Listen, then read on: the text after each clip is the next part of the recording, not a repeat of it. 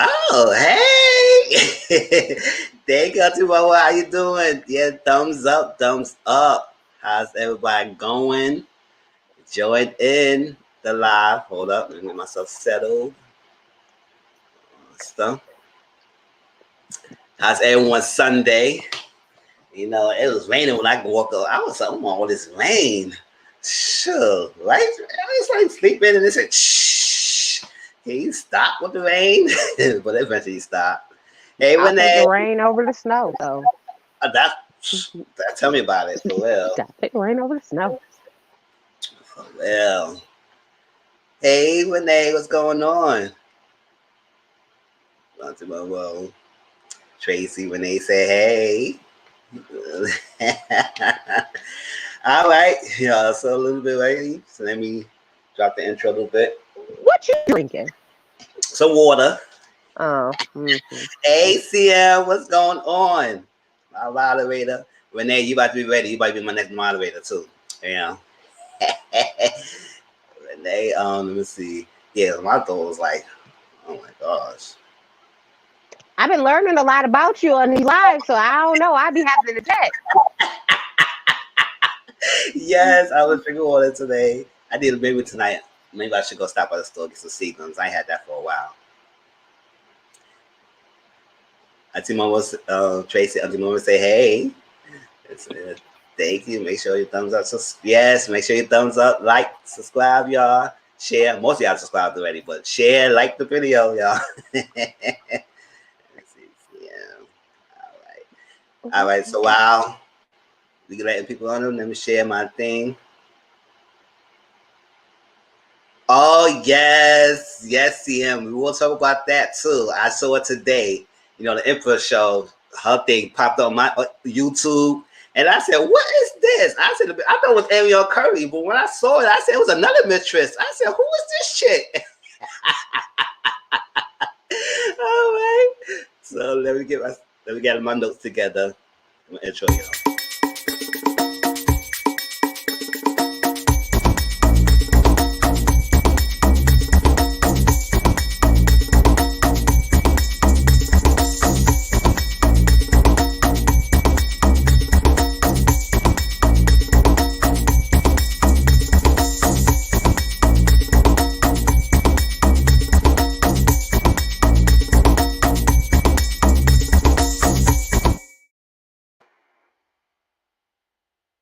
Ooh, is that right?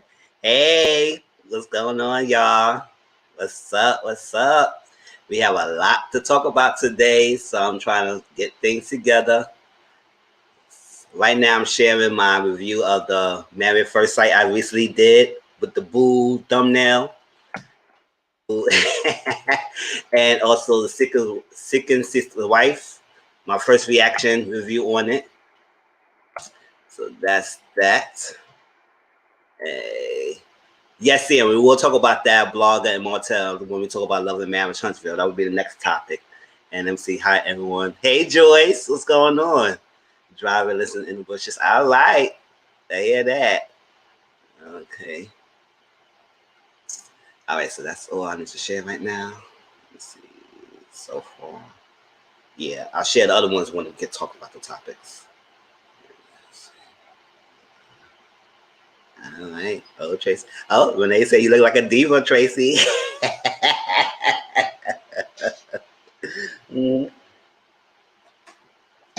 Okay.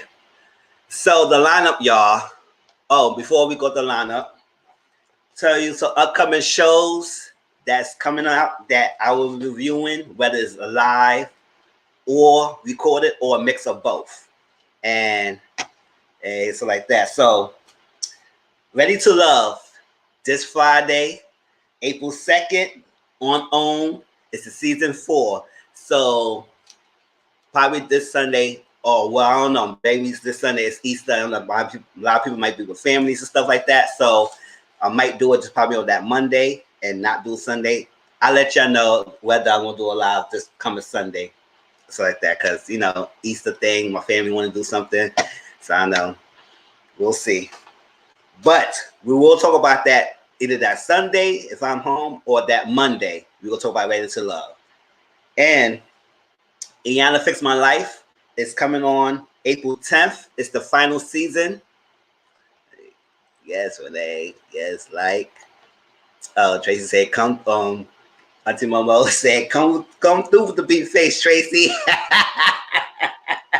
So Iyanla Fix My Life is the last season, and it's coming back on April 10th. So continuation from the rest of the stuff, and this will be the last season. So after this couple episodes, it will be no more Iyanla Fix My Life, and I will be reviewing it. I have been reviewing Iyanla Fix My Life for a while, so it will continue to do it. Jocelyn Cabaret Miami is coming April 15th on WeTV. Now, I was reading up online. It seemed like it's going to be probably showing the same episodes as Zeus on WeTV Network, because a lot of people there have Zeus. So I guess the same episodes. I know Auntie Mama reviewed that. So it will be airing on WeTV on national television, so everybody could see it on cable television who didn't have the Zeus app. So I didn't get to see it. I was watching only Auntie Momo's reviews of Cabaret, so I could finally get to see the episodes and on the network. So I will review it a little bit and see how my inputs are on it, even though it was already shown those Zeus. If you already seen it, I guess it's re-showing the first season, which I thought would be a second season, but I didn't know that it's re-showing the same thing. So I guess we got finally get to see it on TV. So good job to Jocelyn, getting money in her pocket and stuff like that. Hey, Pose will come back May 2nd. It's the last season as well. 7 episodes only. So let us joy. I know it's gonna be a roller coaster of happy, joy, sadness, because Pose was one of the good shows that was on television. Real well written, good cast, good acting. So it will be the last season. I will review that show as well. Married at First Sight, Unmatchables. I mean, I'm reviewing the second season 12 right now, and they have an upcoming season of Unmatchables. I guess people who wasn't matched at first, so they have a chance to get matched again, and we'll see how that goes. It's on Lifetime as well. Mahalia is a biopic of a gospel singer, and what was her name? Got her name, but she was on Orange and New Black. She gonna be playing as Mahalia. So it's on Lifetime, April 3rd. Let's watch it, and that same thing when we talk about Ready to Love, we will talk about that movie as well and see how it goes. Because it's always good to see, listen to all stories and movies of biopic of people in the past and give us insights of things like the Clark sisters. I ain't know much of their lives, and that was a good movie on Lifetime and very well. So hopefully this will be a good movie as well. And listen, and I found some news. Like, she was one who was on the steps, who sung at the I Have a Dream speech with Martin Luther King. And she pushed the bat in his back and told him, "What about the dream, Martin?" And that's what he went to say the dream. So she had some significance of him with that famous speech that we was given in history. So it's good to see that movie. And I think I remember reading this book, Seven Deadly Sins. It's gonna be an anthology on Lifetime, and it's gonna be executive produced by Bishop T.D. Jakes, and it go first start with Lust and Envy. Lust will be on Saturday, April 10th, and Envy will be on Saturday, April 17th. And I think it was kind of weird kind of combination to have him doing the books of that, because I know most of his movies is mostly gospel centered, and words. So it's like it's a different realm. I mean, yes, Seven Deadly Sins have biblical substance to them, but we'll see how the movie goes. It's on Lifetime, and we will talk about that as well. So I'm giving them 7 a side eye. I got to give them 7 a side eye. I want to see it just to see it, but I'm giving it the side eye because I'm like, I don't trust it, so I'm not getting my hopes up. Yeah, that's what I'm side eyeing them. It's gonna be a Lifetime. He's doing it, and I guess purposely he's gonna be doing all the 7 deadly sins. So first is lust, then envy, and I think greed gonna happen next year. So like maybe 2 each year, maybe. And the books is by Victoria Christopher Murray. I could have sworn, I know I probably read the 7 Deadly Sins books by her before. And I said, it looks familiar, but now it's on television, y'all. So we'll get to see if they really did the justice. And if y'all do remember the books, if y'all read it yourself, tell me if the movie did the justice, because it's been a long time. Yeah. All right, so that's it. So hopefully we look forward to April and stuff. Hey, Miss 42. How you doing, Tiffany? What's going on? Sunshine should be joining the panel soon, y'all. So when she will come in, when she's ready. And I shared the link to her. All right, so our lineup tonight will be, we will talk about Belle Collective, the second part of the reunion. It's going to be a quick little thing because there wasn't much about that second part. I didn't really care for it. But we had some things to talk about it. But then we're going to do Love and Marriage Huntsville. Not only the show itself, but stuff that happened on social media. The Twitter that happened just now. And also Melody Holt did her interviews with Dr. Heavenly and Funky Dineva. So I'll share those clips to y'all as well. And we're going to talk about all that, Love and Marriage Huntsville. And we're going to talk about Seeking Sister Wife, the first episode in the season coming up. So I will share the trailer to y'all when we talk about that show. And I shared my review on it. And Sunshine should be coming up and discuss and join our panel. So she'll give her input to that show and other topics. And we have social media topics will be Blueface and his protege and some dumbness that she did by tattooing his name in the face. So we're going to talk about that. We'll talk about Lil Nas X as a sneaker deal. And we're going to talk about a little bit of the Derrick Jackson, a snippet of it. And then we're going to continue more on our panel tonight where we discuss more in deep discussions with the topic. So we have a lot to discuss, y'all. So I'm spoiling y'all today, right? All right. And also a reminder, tomorrow I'm going to try to do the Mizzle Social Corner, probably about like 8 o'clock, because I know 7 o'clock, I think the show, Sister Sick of Wives, come on Central, and it come on 8 o'clock my time. So I will record it and I'll watch it probably after my live. So we'll do that, and we're going to talk about, is biological parents the best way to raise children? Or is children raised better or grow up better raised if they've been raised by the biological parents compared to other family dynamics, such as that parent, adopting, same sex, all that stuff. So it's going to be a discussion, y'all. So let's get our little thinking caps on, tapping our brain, our personal experiences, stuff like you thinks, and we're going to have a discussion on it. So it's going to be more than just talk about social media and celebrity news. All right, y'all ready? Let's jump right into it. Let's jump Belle Collective first. Let me go. Let's Google. Oops. Wait, hold up. First of all, how y'all doing today? What's going on? How you doing, Tracy? I am very sad that Marie and Etsy did not come out as secret scissor sisters. I am hurt by this. I am saddened. All my feelings are hurt, you know. But other than that, I think I'm going to get through. I think I'm going to be okay. All right.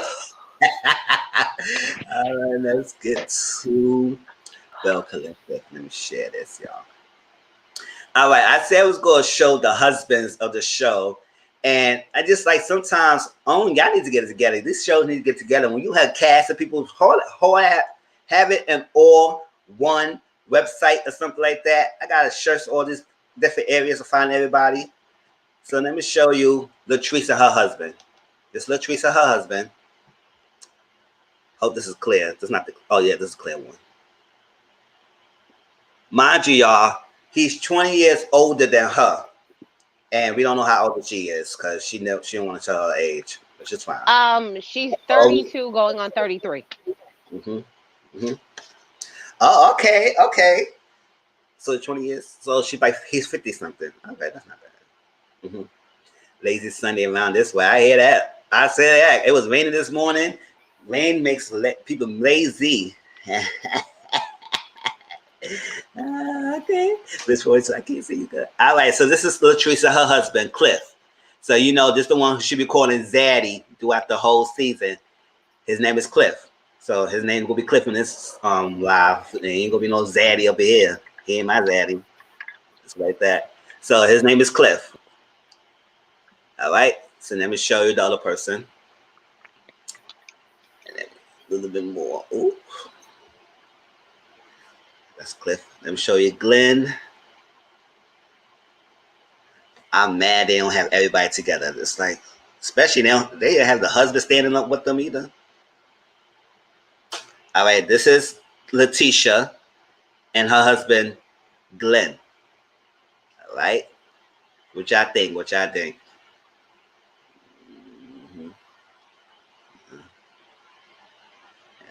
Okay.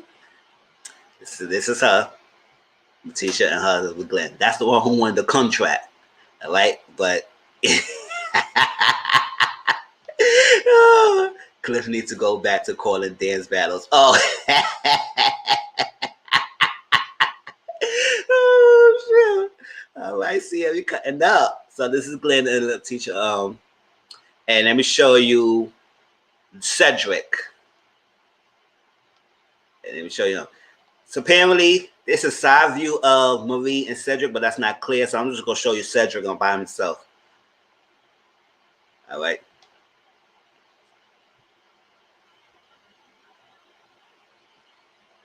That's Cedric, y'all. What y'all think about him? So. I have a question for you, right? Yeah. Especially right there on that picture. I can't think of the man. Is it Derrick Caldwell? Who's the guy who always be trolling about Portia old husband? Him, whatever that guy's name is. You know what I'm talking about? Real light skinned guy who always be trolling. Yeah. Do you know what I'm talking about? Doesn't he look like he could be a daddy? Like they look very similar in the face. Like they look very similar in the face. I don't know if it's just the facial expressions. They look very, or if not father and son, then they could be like cousins, uncle and nephew or something. But they look very similar in the face. Very similar. Oh yeah, Renee. Oh yes, you talk about Andrew Caldwell. Yes, yeah. I know. I couldn't remember his name. That one. That's his name too. Don't they look similar in the face? Look at the face. Yes, they look similar in the face. They do look like it could be daddy and son. Oh my god. Oh, Renee. Clifford was on when he was talking to riddles. He didn't like to be questioned. He was going on. It was too much with him. Yes, Miss 42. Andre Caldwell, yes. Auntie Momo said it. Mr. Deliver himself. Yeah. Yeah, so that's him. All right. So let's take him off.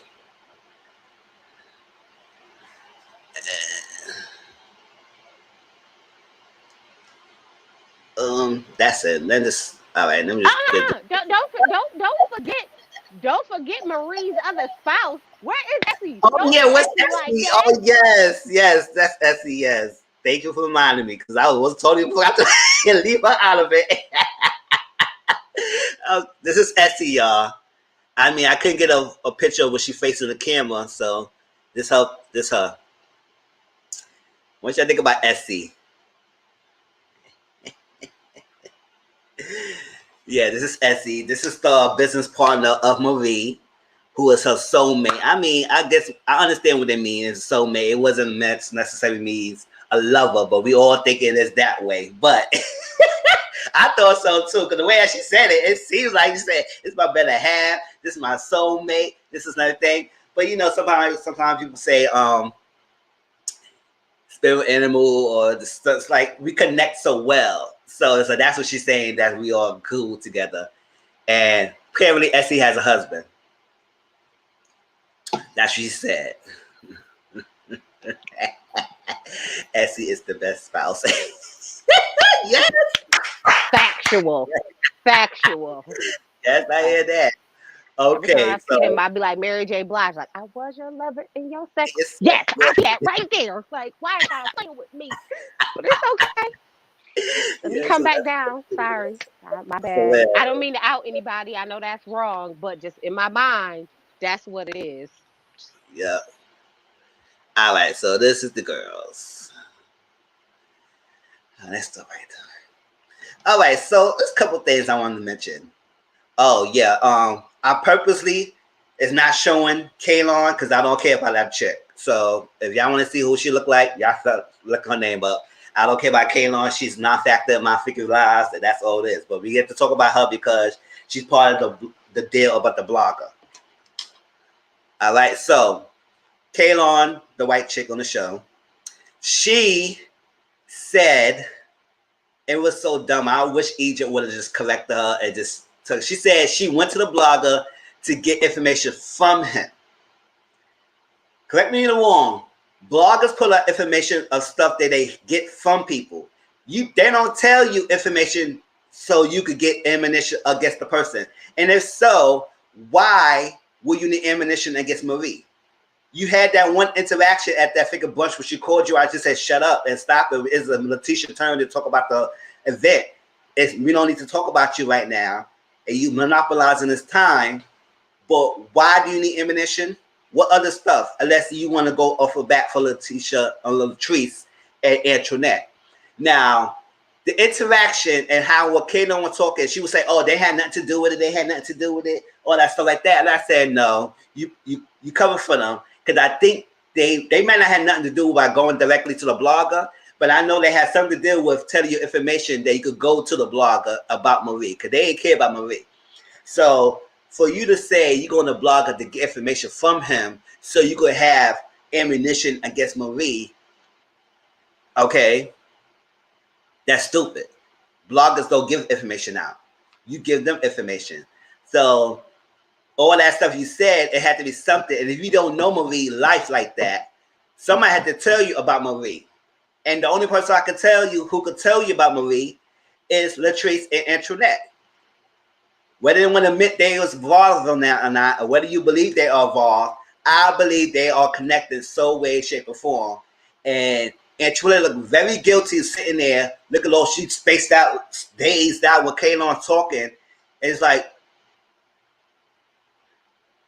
I said, girl, can you just... And Latrice said, no, I ain't got nothing to do with it. No, stop it. You had something to do with it. And Kayla would not go there, just go there for no reason. And they had a audio tape.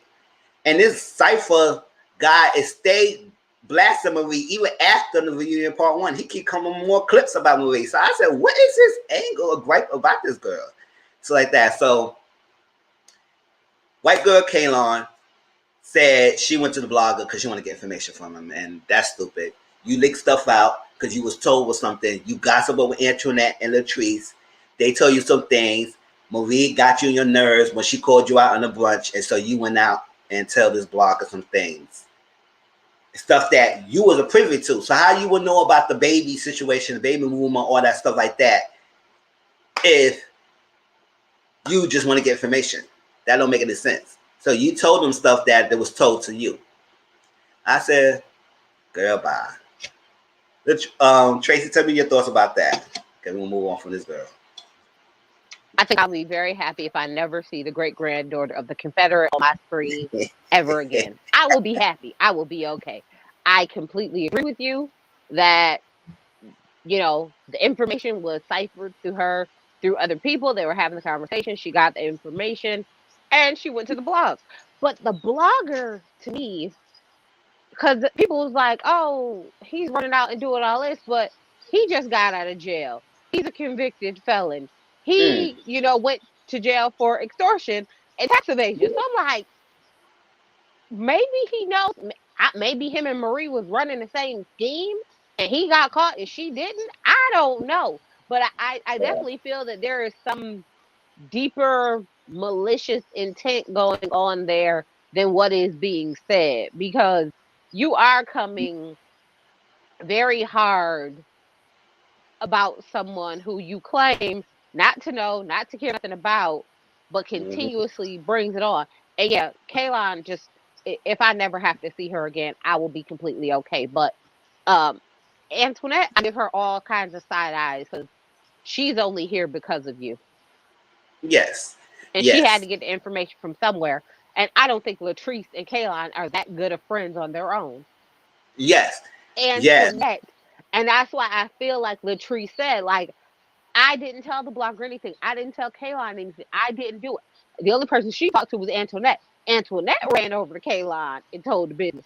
Now, so that's why Latrice is like, but I didn't say anything to the blogger. I didn't say anything to her. I didn't say anything to Kaylon that had nothing to do with me. So I understand Latrice's standpoint sitting in the middle. One, she told Antoinette, like that's what it is. She told Antoinette. So to her, she didn't tell Kaylon, so she didn't tell the blogger.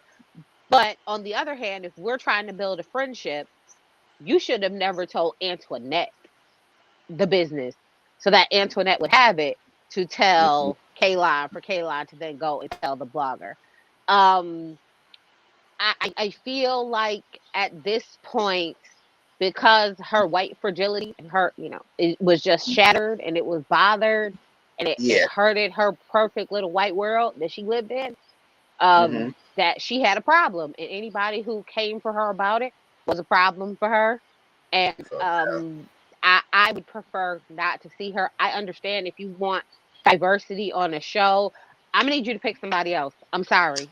I'm gonna need you to pick somebody else. Just I don't care who. Just somebody. But what? But then again, we could get somebody worse.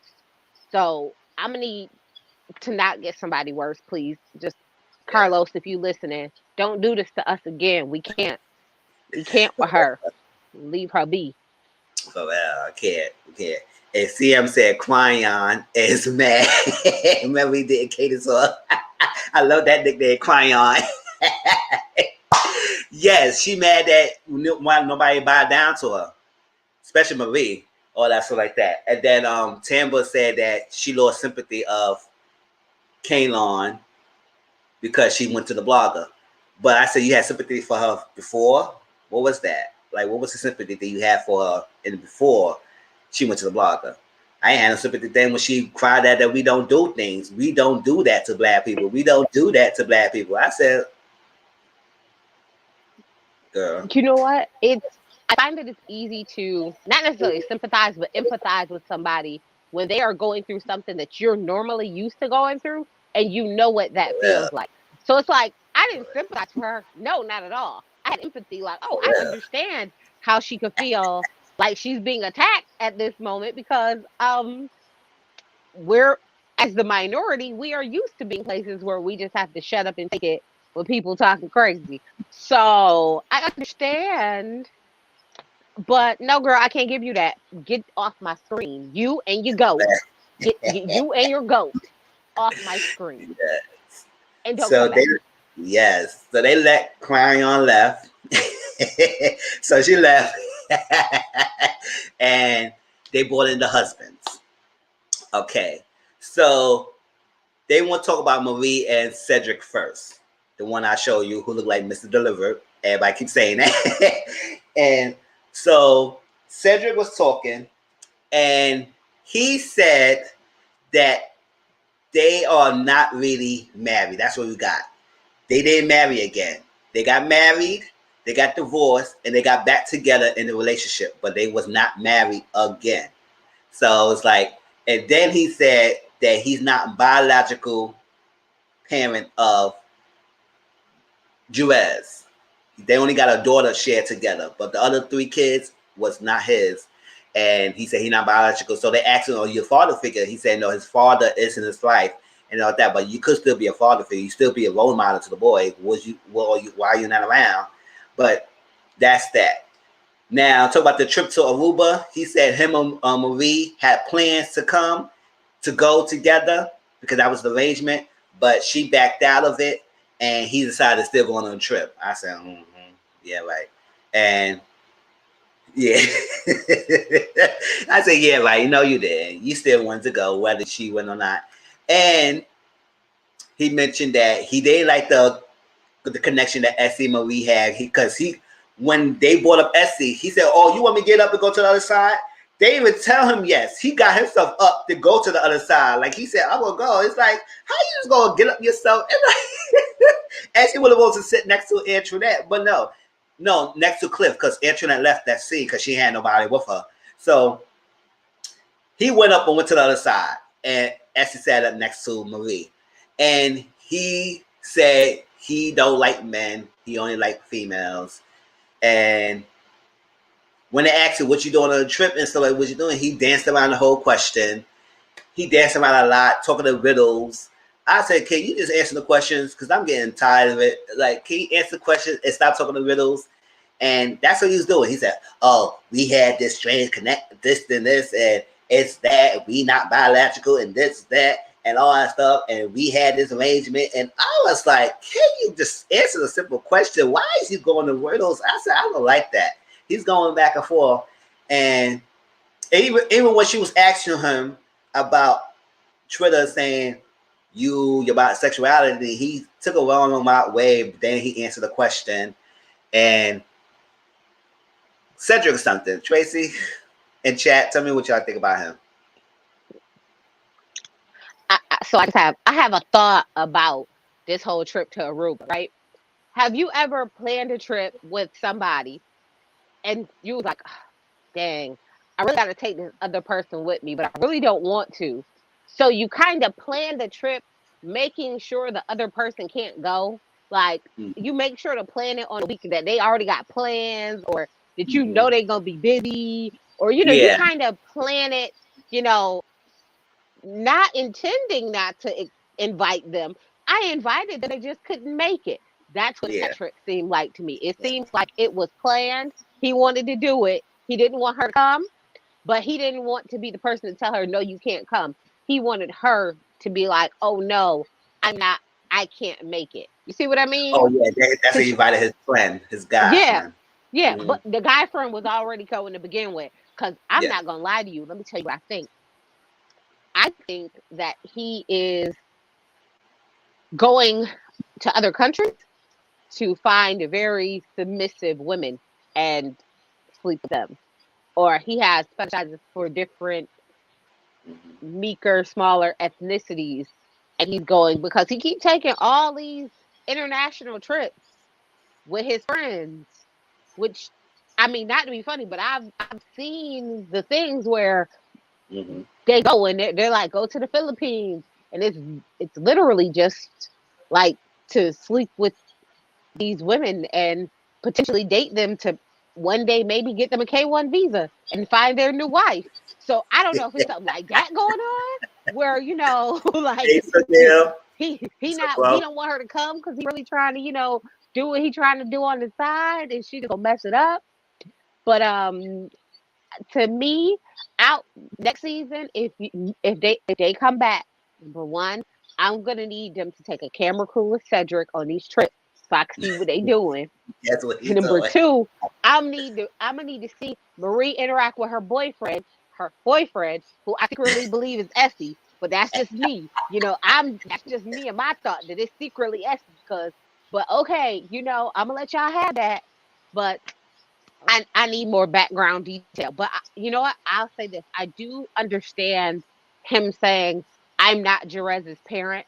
Jerez has a father. If his father is active in his life, then you don't want to overstep your boundaries and try and parent someone who has a parent, because that just becomes too much.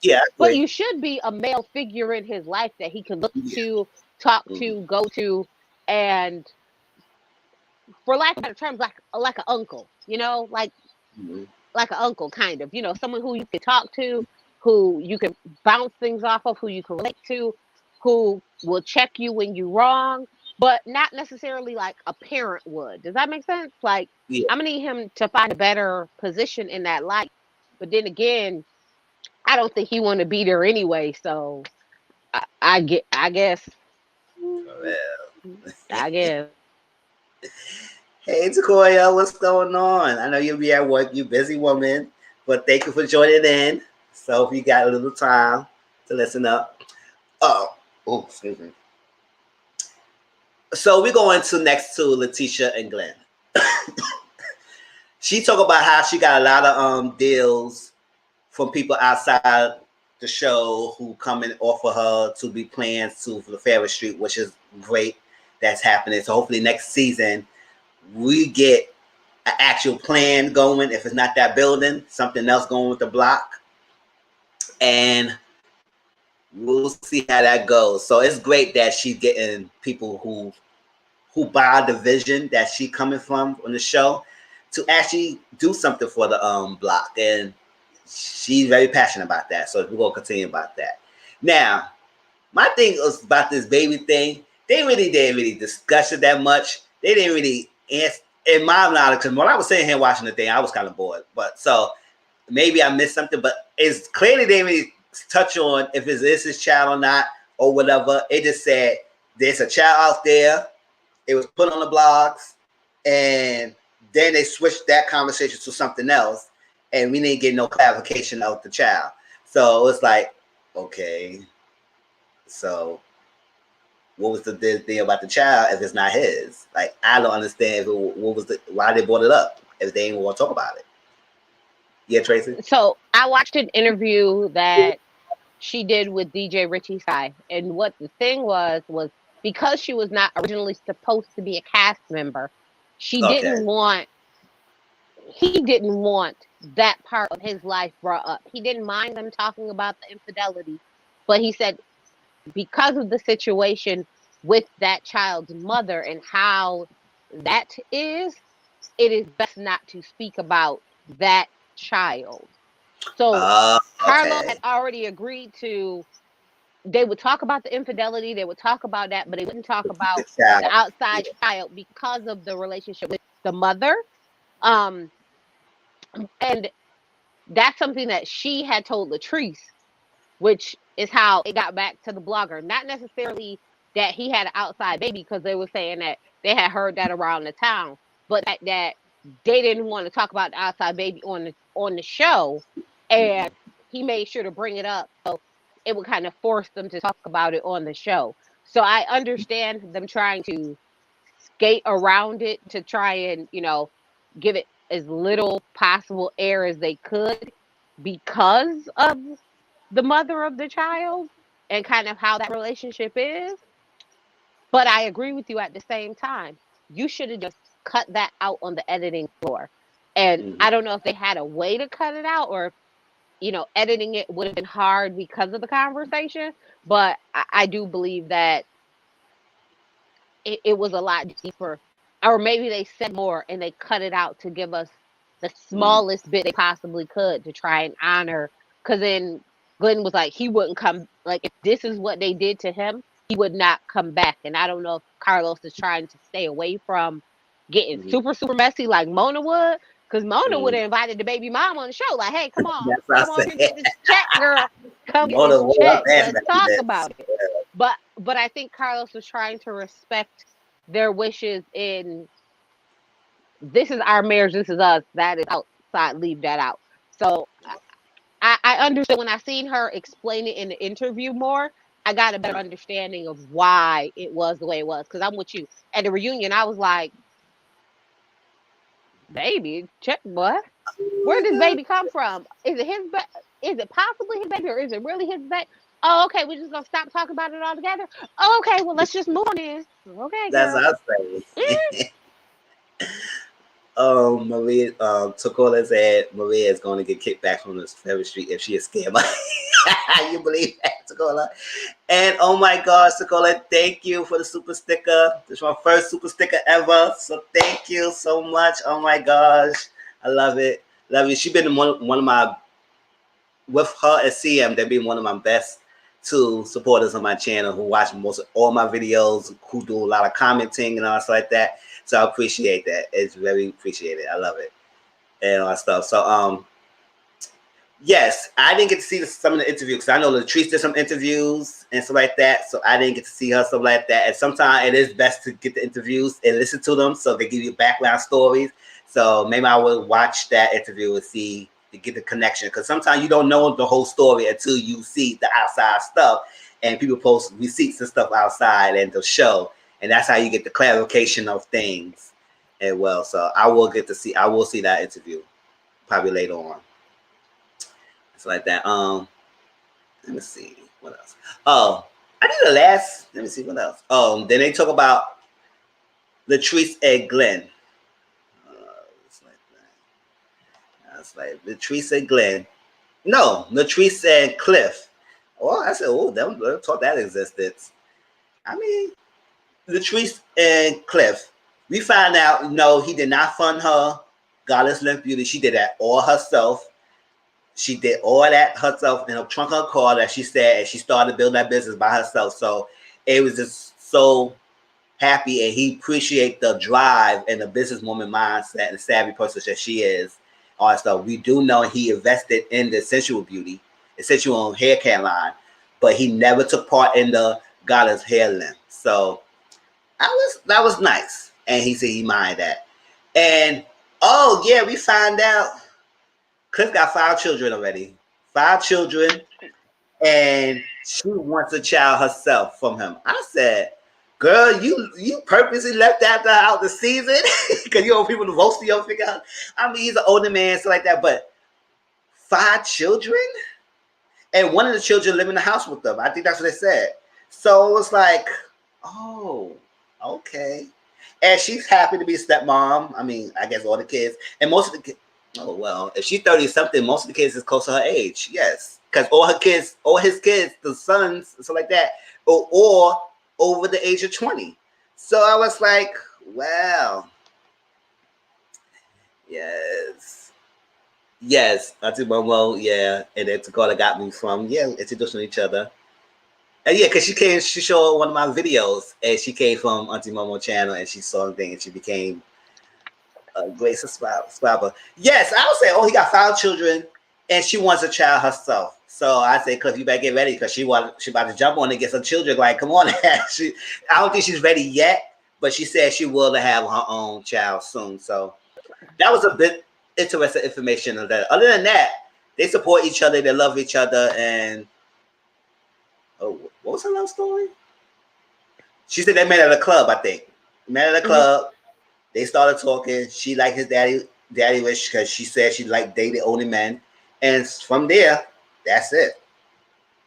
So what you think about Latrice and Cliff? Because they didn't really get much, but that was a nice little story they gave. But it was interesting with the 5 kids.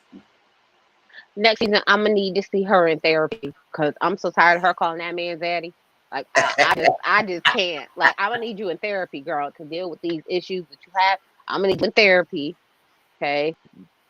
I would like to see backstory, especially if not all the kids, then at least a 16-year-old that lived with them.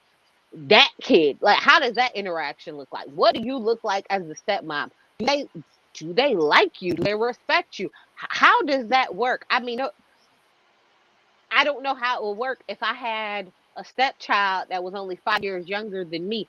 I don't know how the kids would take to that. Like, I want to know what that, like, even if you don't show the kids, I need to have some backside information on how that works. Because to me, that is very interesting. Like, shoot, I'd have been more willing to see that than to watch the photo shoot with the Duck twins.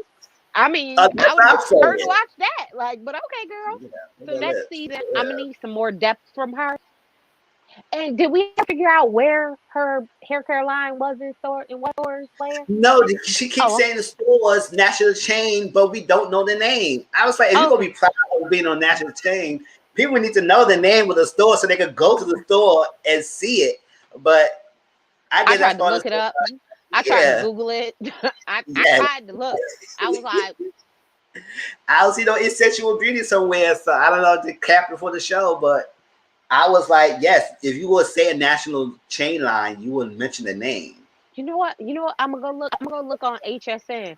It might be on like QVC or HSN because those are national. They're not a store, but they're. So maybe I'm gonna look on a place like maybe Amazon. I'm gonna figure it out. I'm gonna find it because I was looking. Yes, Auntie Mama, Zaddy. That's all she called him. Zaddy. I said, girl, and she introduced him as Zaddy. She don't even say his name. She said, this is Zaddy. I said, oh, so we supposed to call him Zaddy? Or just Cliff? No, I would call him Cliff. I was like, oh no, she called him Cliff when she was mad. When she was jealous, she called him Cliff. When they was arguing at that little anniversary dinner, you called him Cliff then, but another time, so you know his name. You just pick and choose. Well, got you, girl. I got you. Well, all right. So for next season. Oh wait! Don't forget Dr. Antoinette drunk. Oh yes. Dollar Tree. Okay. It's a national store. You're right. The Dollar Tree. Oh, shit's going to shade. That's it again. You make it in the Dollar Tree, Essential Beauty Dollar Tree section. Yes, at internet. So the teacher said about how she can mess with Antoinette and Latrice because when they get together, they like to shade. And they do be shading a lot when they get together. But when she want her husband, she don't be like that. So it was like that. And so at the party at Mint Dental, I try to get her name, Mint Dental party, when Letitia was in the car, Glenn was drinking Hennessy. You know, the Hennessy sometimes get you a little horny, a little something like that. So that dark liquor. I don't drink dark liquor, but I know people who drinks that, and they sometimes get angry. They want to fight, or they horny. So Auntie Mama gave her testimony about that. That dark liquor gets you want to fight and shit, unless you want to hop on something. So whatever. Hey Cola, what's going on, sis? Oh yes, y'all. Sis Cola is almost this close to monetization, so let's help her out and get the views and get it up there so she get monetized. So we got the monetized trio, me, Auntie Momo, and Clola, and we can support our sis to get there, y'all. All right, and she's almost there, very close. So like that. All right, and she does a lot of lives, so a lot of her lives get her the views, jump her views. So let's do it. This 42 said, yeah, you welcome, sis, anytime. And she said, do it fluid. So she was that all dark liquor, and she gave Clinton some because she said she don't drink it herself. She gave Clinton some, and she gave Cliff some. And I guess they both were saying that she was a little flirty, a little flirtatious, but wasn't too think that they will sleep with her. It is like it just found a way that she was a little flirty, and because she might have liquor coverage, maybe she was drinking herself. And when he went in the car, he told Letitia that, and he said it just found it weird. I don't think she wanted to have sex with me, just that she was a flirty and he's a little too tipsy. So, and Cliff said that to her husband, and Letitia and Latrice started talking, and they was talking about it, but then Letitia said, that's how I don't mess with you. I don't rock with you because you were flirting my husband and everything. And then she just switched to another topic. I said, pause, girl. What? You just went past that. What happened? She freaking flirt with your husband? What was that? And that's how it goes. And she said, I would never do so. I would never do that. I'm not the type of woman who was flirting with anyone. I said, I was like, that y'all know she was on a whole white D journey this whole season? Why she gonna jump to ship to freaking dark meat? No, we not having that. She ain't that ready yet. But I could do see that she was kind of flirty. So tell me your thoughts, Tracy. I think it's telling that Latrice said she got with Cliff, and then they called Antoinette to clarify it. So Latrice had to think it was something. Because if you didn't think it was something, what you would say is, oh, no, that's my girl. She just get drunk and she get for it. No, that's nothing. And just move on past it. So Latrice had to think it was something to it. And I get, Letitia, you have infidelity issues. You are way more skeptical when it comes to your man. But I think the more telling piece is that Latrice said, no, I went with Cliff. We got her on the phone and we talked about it. And it wasn't what it was. And I do believe that she was just drunk, and she was just drinking. She got a little flirty, she got a little happy, but it wasn't malicious. Like, oh, I'm trying to actually sleep with them. It was just I was flirting, and to them they was like, your friend flirting with me. I don't know how to feel about this. So I can understand it. But I think Latrice and Letitia talked about it, and I think Latrice felt more strongly than she said it out on the reunion show when they were on the phone together. And I don't know if they talked before her and Cliff talked, and then they talked to Antoinette. I don't know what that piece of the timeline was, so I would like some more clarification on that. But something about this makes me think that Antoinette get drunk and she's flirty. I don't think she means anything by it. I don't think it's malicious, but just a little flirty. Yeah, just a little flirtation. And CM said, I think she messed with I messed with black men. She just will hide it. I'm thinking, yeah, maybe. If she does, that's her 3 a.m. pleasure. That's that. Yeah, that's what I'm I saying. don't go out with you in the daytime. I don't want nobody to see you. Don't drink the dark liquor. She get the dark meat. That's what she's saying. Absolutely. Absolutely. Yes. For real. On the late. For real. So yeah, so that's it with Belle Collective. So next season, if they come next season, but I think they might be because I guess someone said they is filming for next season. So I want to see more Timber's journey. I mean, we know about the baby journey, all that stuff like that. We'll see how that goes. Marie shared most of her life anyway, so we'll see how she continued battling her health issues. What's the update with her son? And she maybe go do more practice with that second building. What's going on with that? And she even trying to mend the friendship with Latrice and everything, everybody, other cast members. And she gonna stop turning up on the brunches. We'll see how that goes. Letitia, I want to see more of her freaking Ferry Street project and the update on Glenn and thing, because we still Glenn close to the end of the season. So hopefully we might see more interaction with those two, even though he's been gone for 28 days. So I don't know how much filming they will get together and do. But see what that. Antoinette, I just want to see about your dental practice. That's all I want to see about.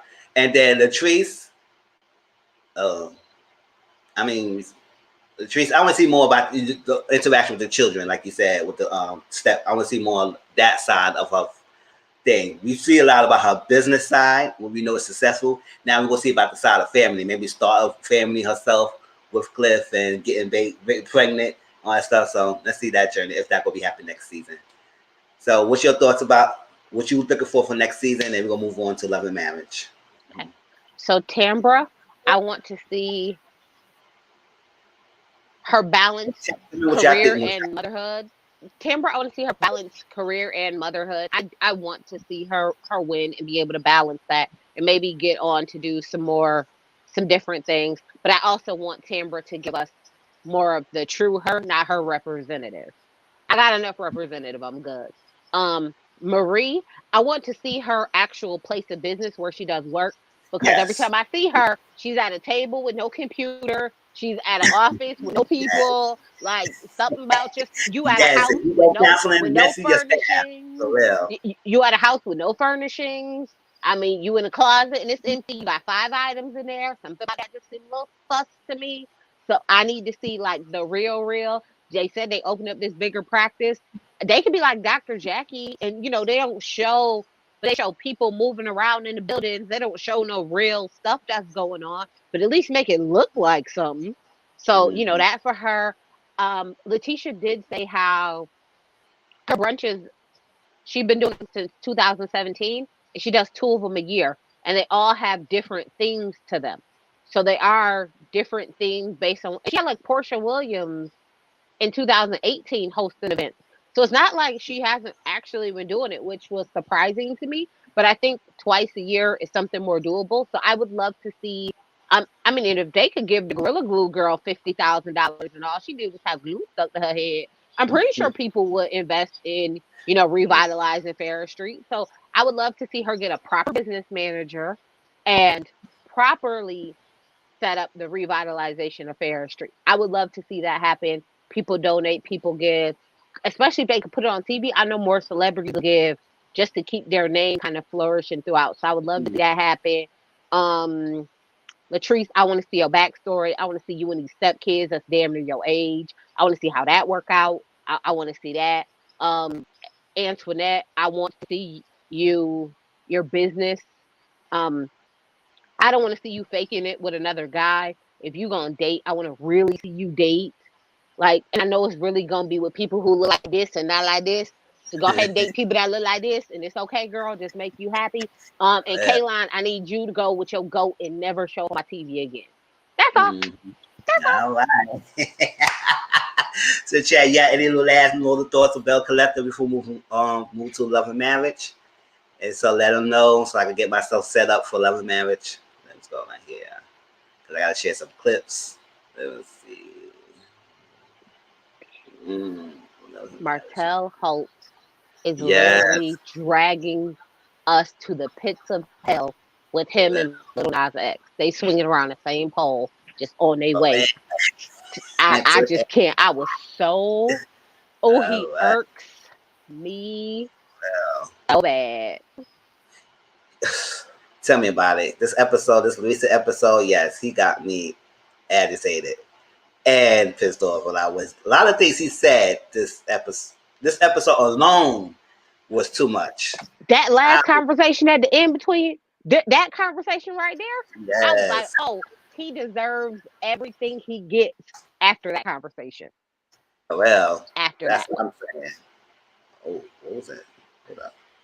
All right, bear with me, y'all. So I'm sharing new things. All right, this is all to it.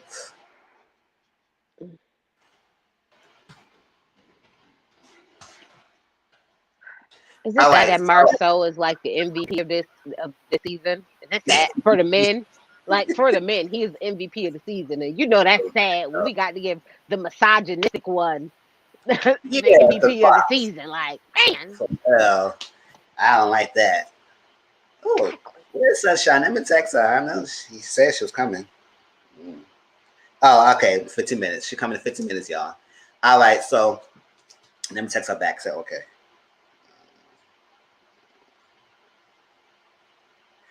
All right, so I shared with y'all, if y'all didn't see it yet, the Funky Dineva and Melanie Holt interview, and also Dr. Heavily did interview with Melanie Holt as well, and she shared some insight of the season and her relationship with Martell, mostly about her relationship with Martell and about her projects and stuff like that.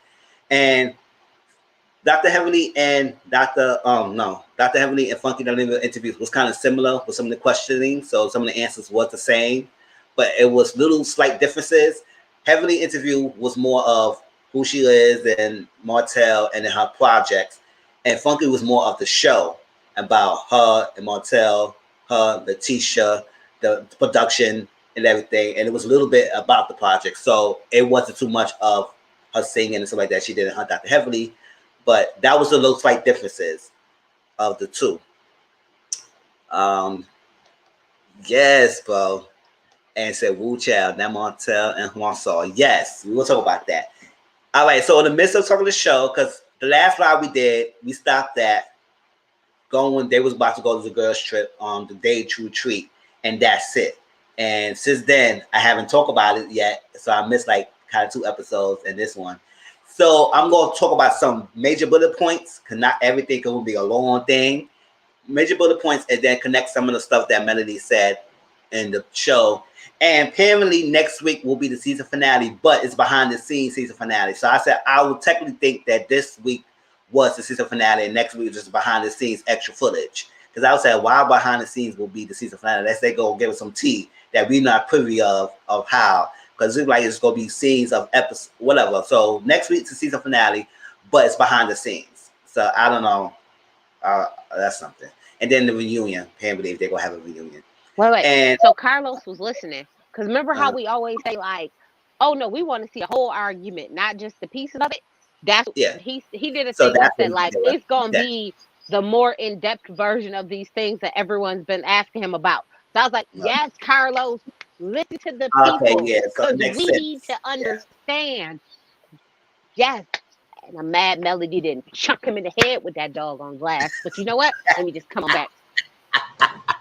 Okay, so the first thing I wanted to discuss was the trip, okay? And particularly the Letitia and Melody, because I'm not going to go, like I said, I'm not going to go all the scene by scene. So some scenes I might not talk about. It's just going to be some bullet points. And I'm going to say it. Letitia messed up the vibe. She messed up the vibe. It's because, granted, if she feels something slight differently, that was a perfect opportunity for at least be cordial with each other and just listen to each other. Hey, Senna, what's going on? And listen to each other and bury that. And what Marcel told her was great advice. They sat down, they discussed. Miss Iman had cards. They said, write on a card and give the person the card that you want to, who represent that card, explain it, And then after the person explaining, then you give your response to that, right?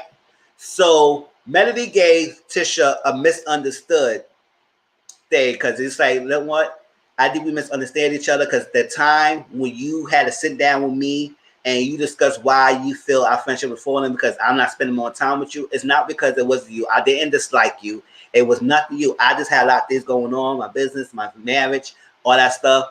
I just didn't have no time to focus on having you time. But Letitia didn't think that way. Letitia thought something else. She thought that it was because you were trying to destroy my marriage. Your marriage was falling down. So you was trying to come at me. You trying to throw jabs. You was saying stuff on social media, all that stuff. So when Melody was saying her piece, which is kind of valid, no CM. Most of Letitia events lately, her mother was not there.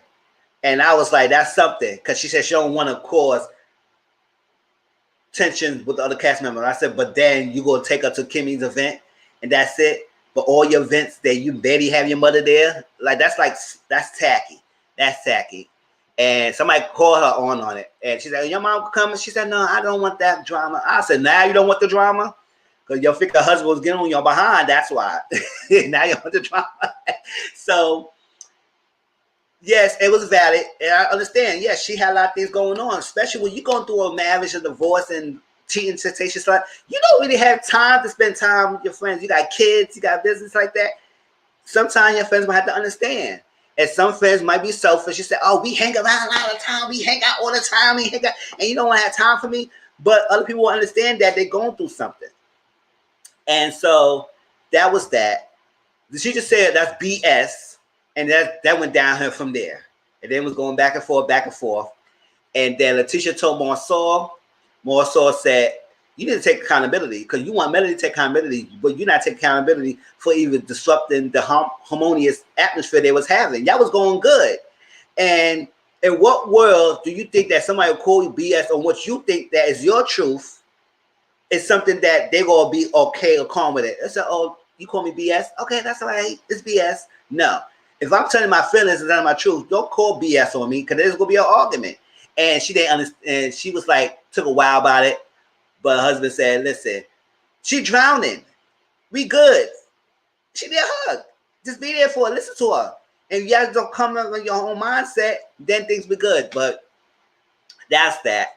Even though we know Melody is not all innocent, but at the same time, in the interview with Funky and so like that, she had how she reiterate that freaking thing.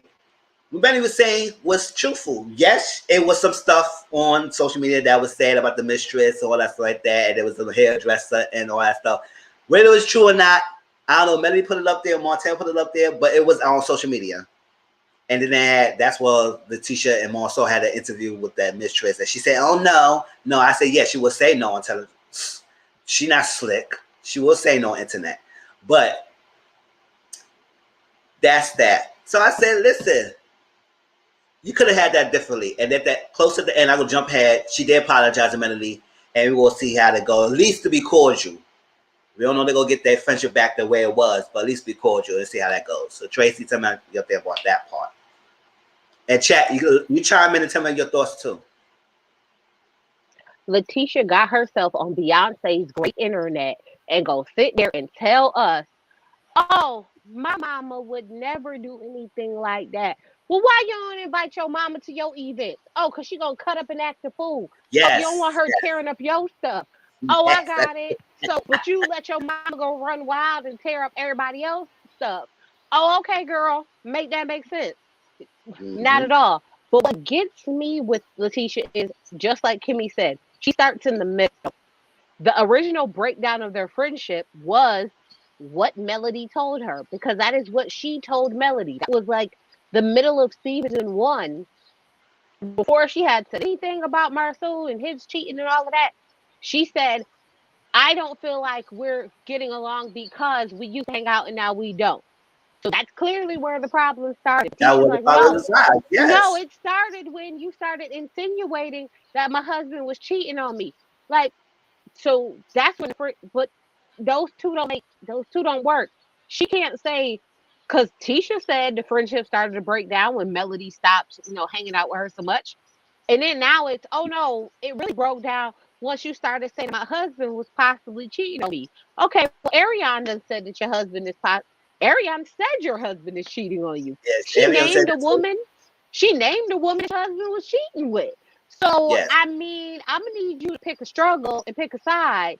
But then it boggles me because on this episode, when she told Martell, well, speak your truth. Speak your truth. Yes. Martell was like, shut up, bitch. Like, hold on.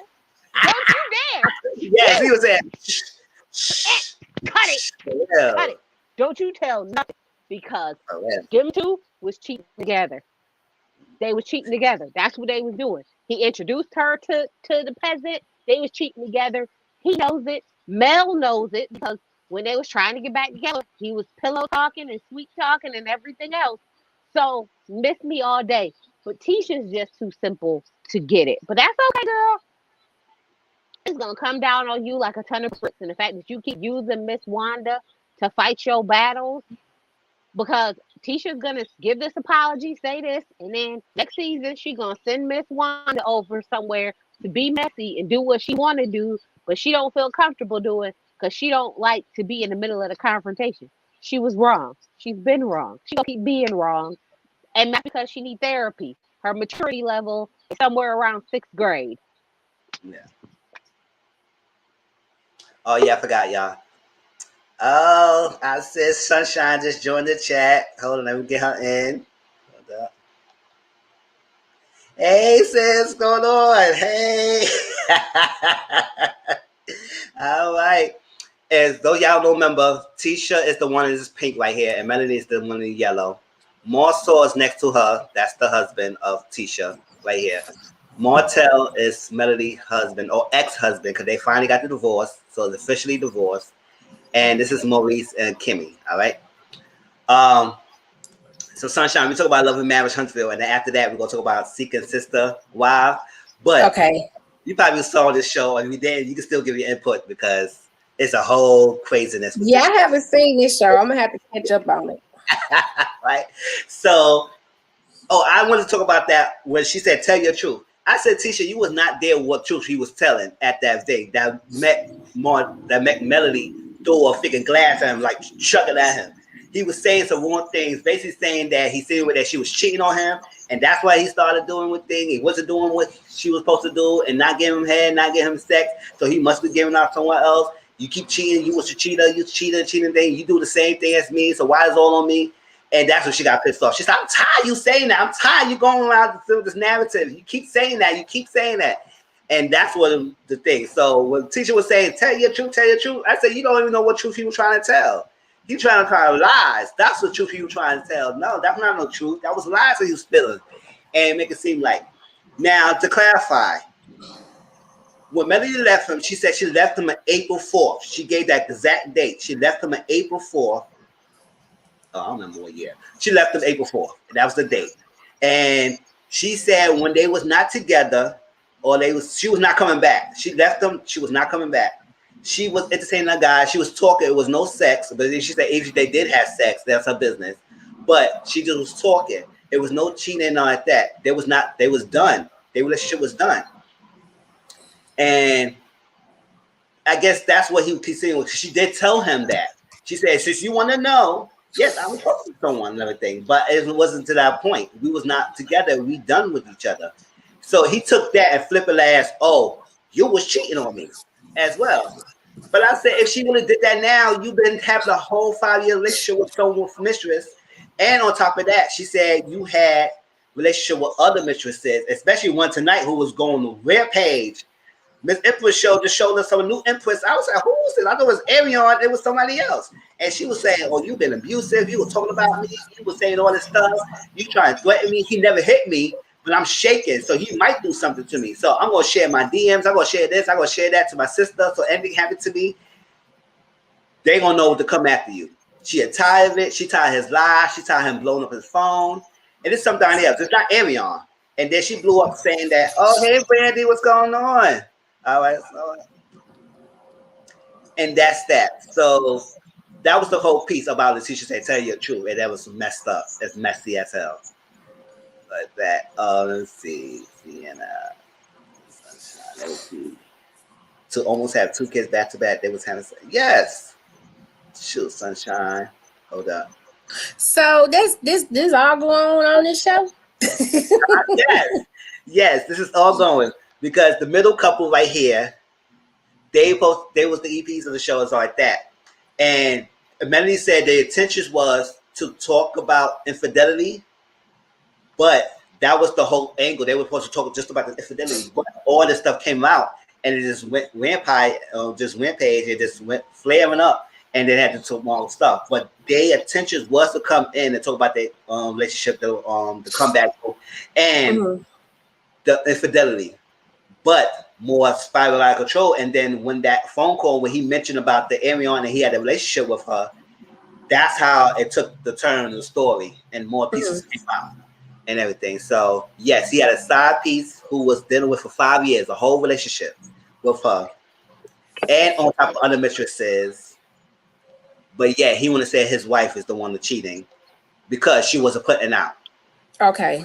Yes. Or she wasn't getting that.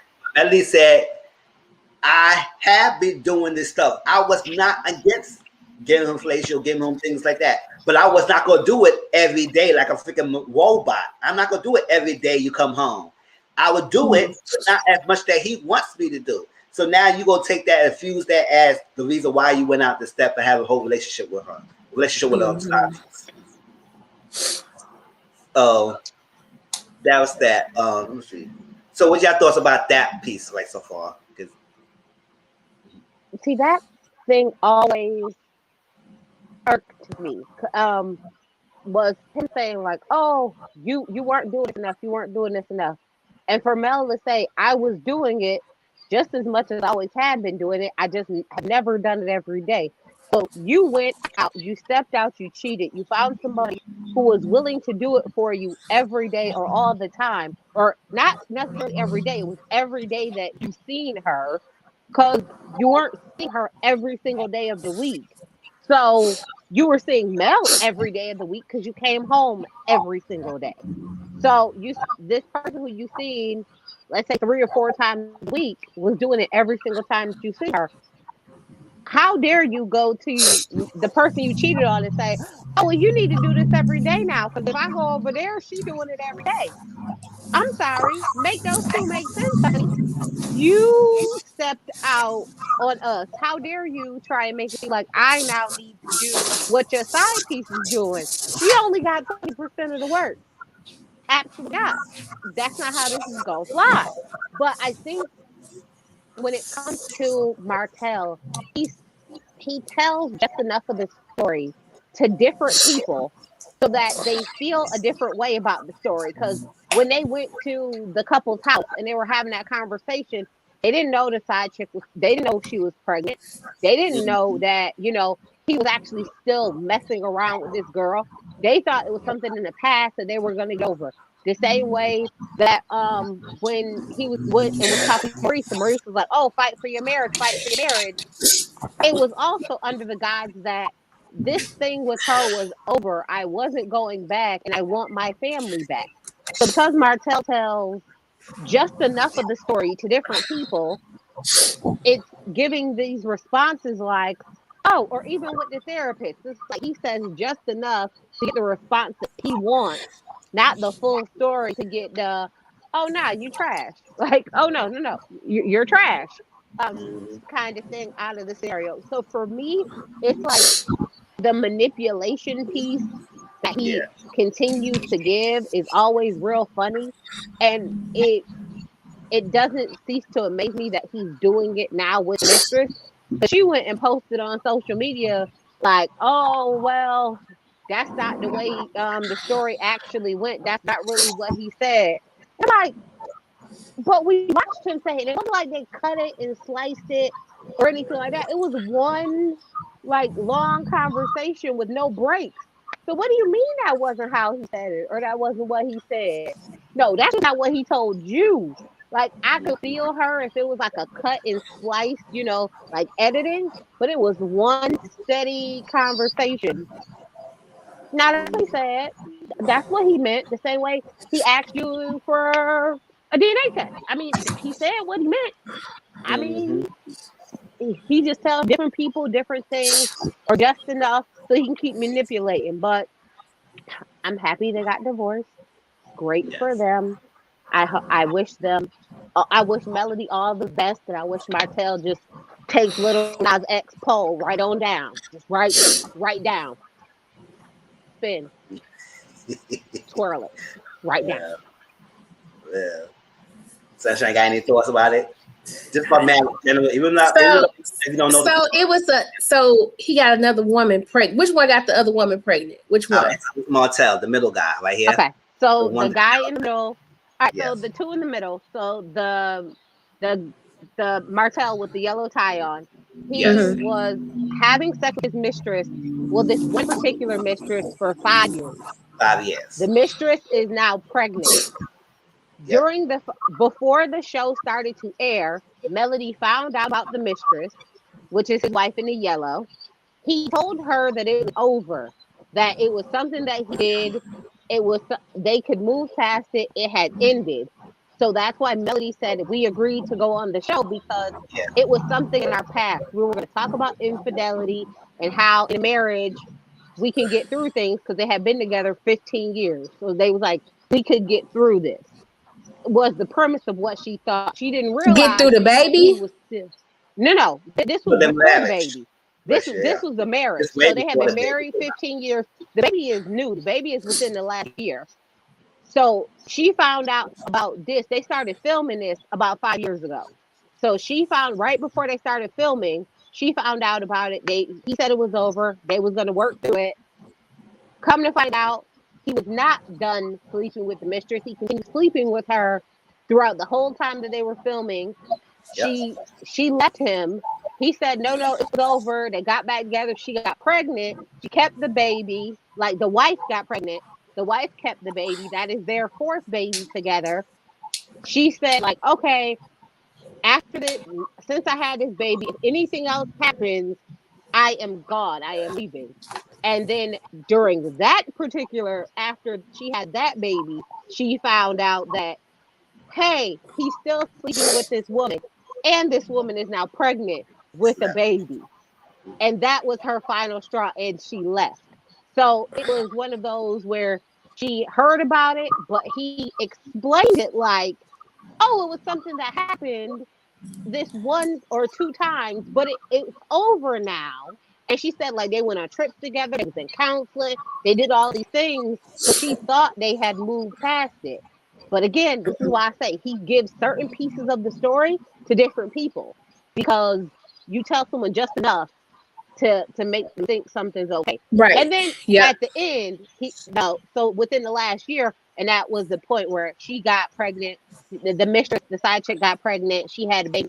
Oh, and before that, he called the side chick a peasant on national TV. Yes, he did. So that's really why Melody thought he was done, because who's going to come back when someone's on national TV calling you a peasant? He called her a peasant and she still got pregnant by him? Yes. And she said in this episode, she said, oh, you going to call me another peasant? And she said, did you call me another peasant on the session? He said, no. I said, yeah, you shouldn't went back and let you call you the peasant the first time. Ooh. But that's what yeah, so that's the whole spill of those. Yep, Tracy summarized the whole thing, basically well. And that's that. See, got any thoughts about that?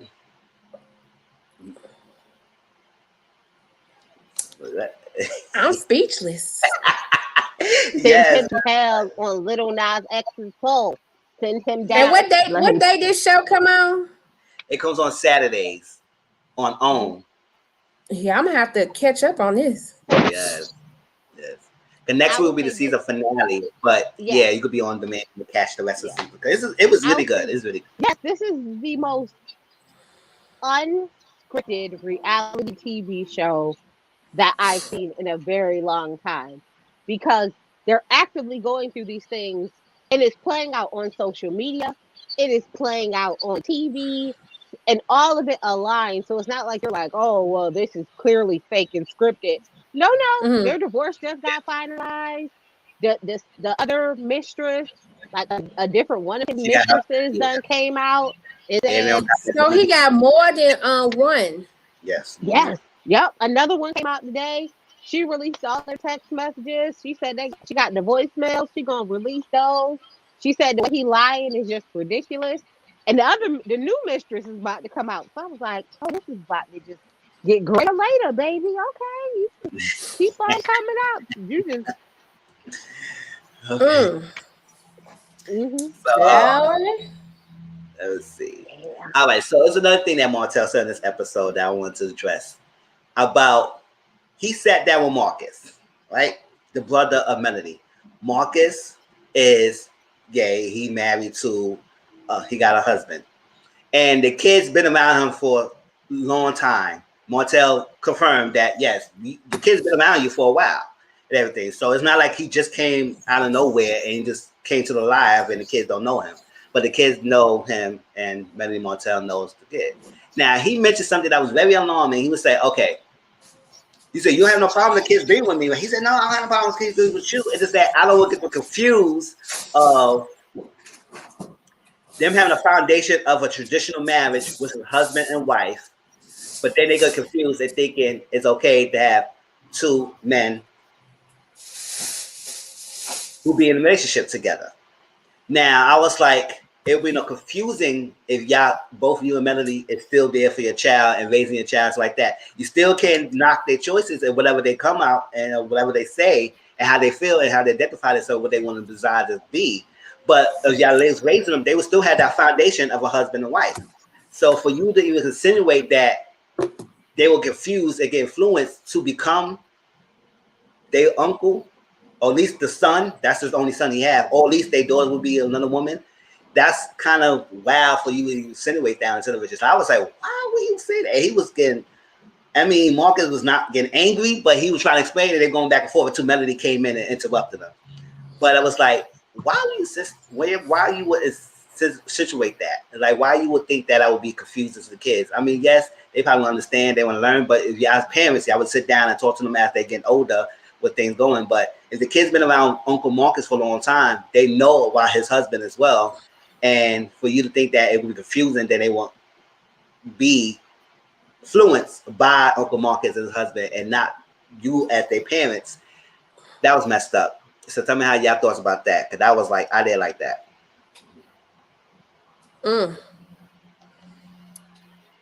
And now which one is that? All right, so this is Martell right here. This is the same guy.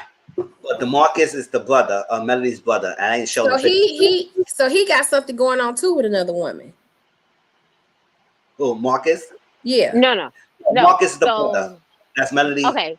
So the conversation we're talking about now is still the same guy. The same guy. Oh, it's still the same guy. Y'all just the brother just put his 2 cents in. The brother put his 2 cents in. The brother is married to his husband Troy.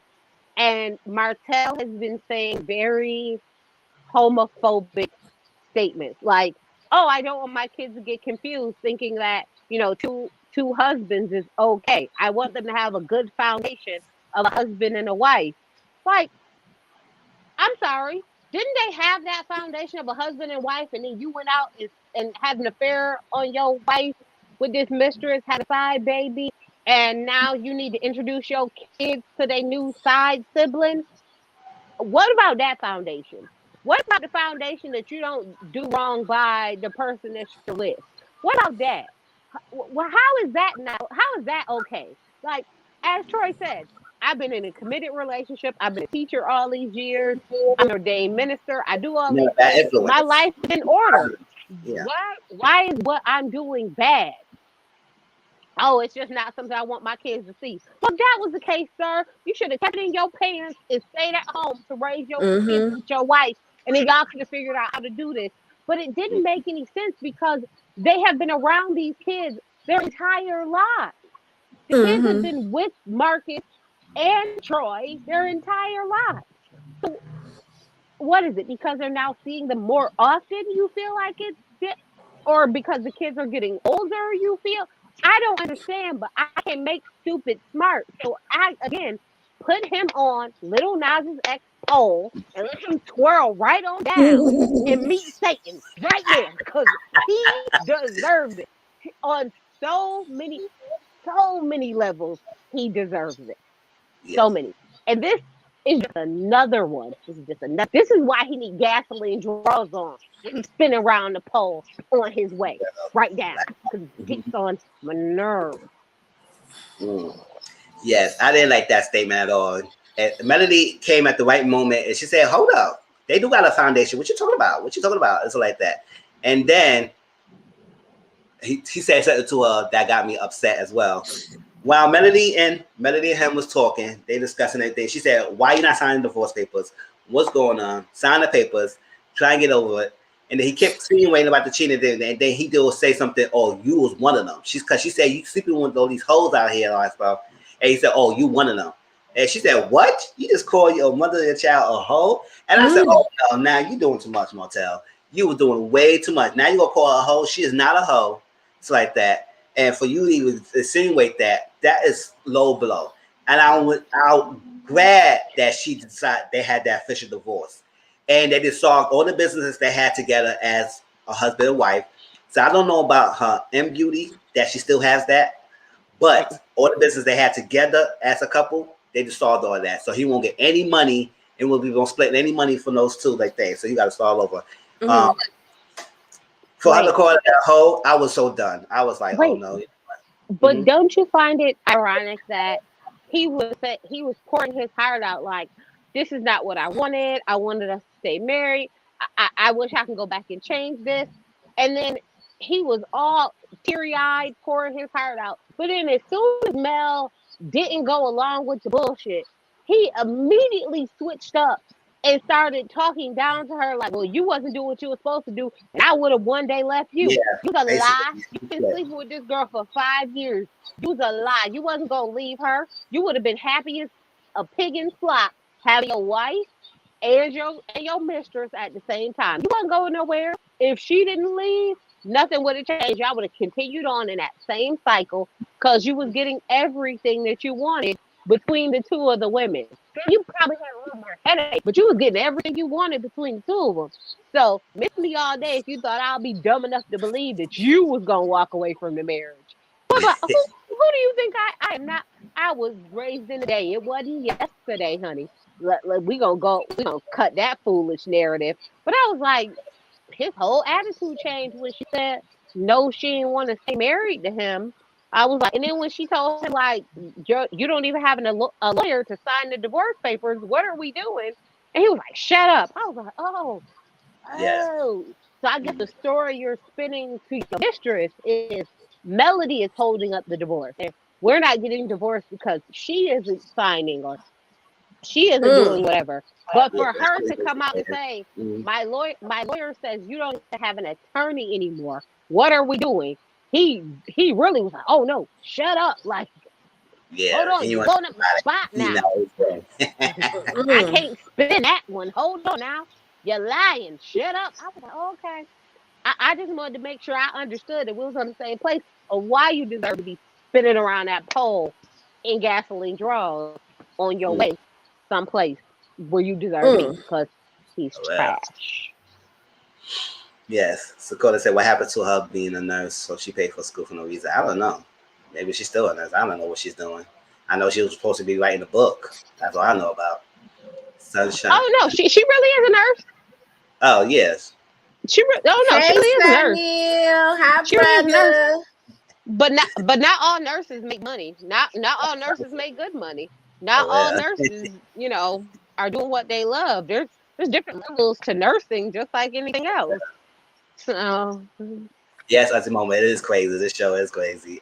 Martell had to explain the peasant to the kids. Oh yes, they go get older and they don't know what the hell that means.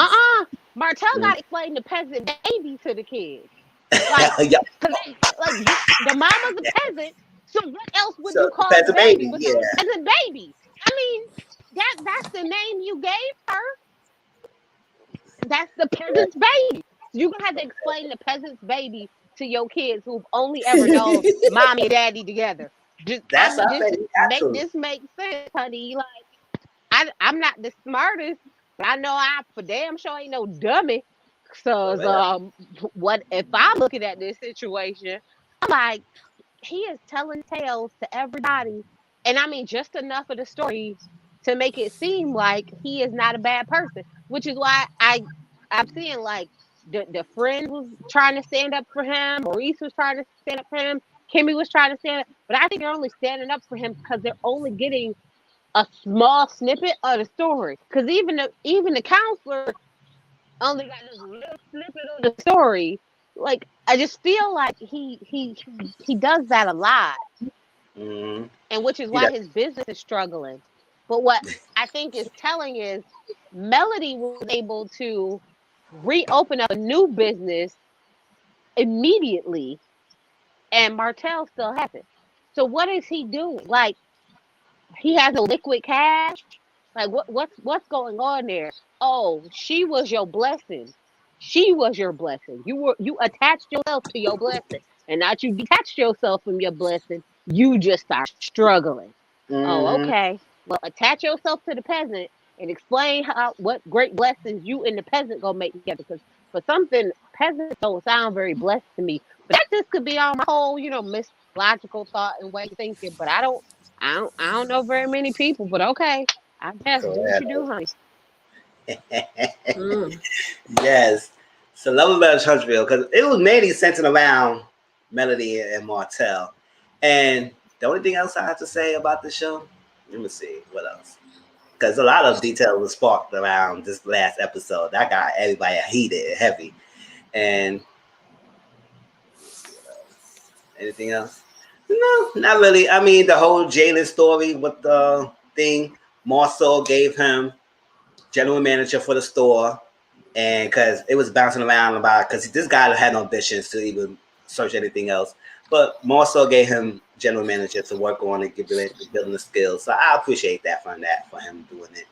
And other than that, we'll see how next season go. I mean, I'm waiting for the reunion because I know that's gonna be something else. I'm waiting for the reunion, and hopefully next week they will give us more insight of the behind the scenes and what's really going down and stuff like that. So this show has been good.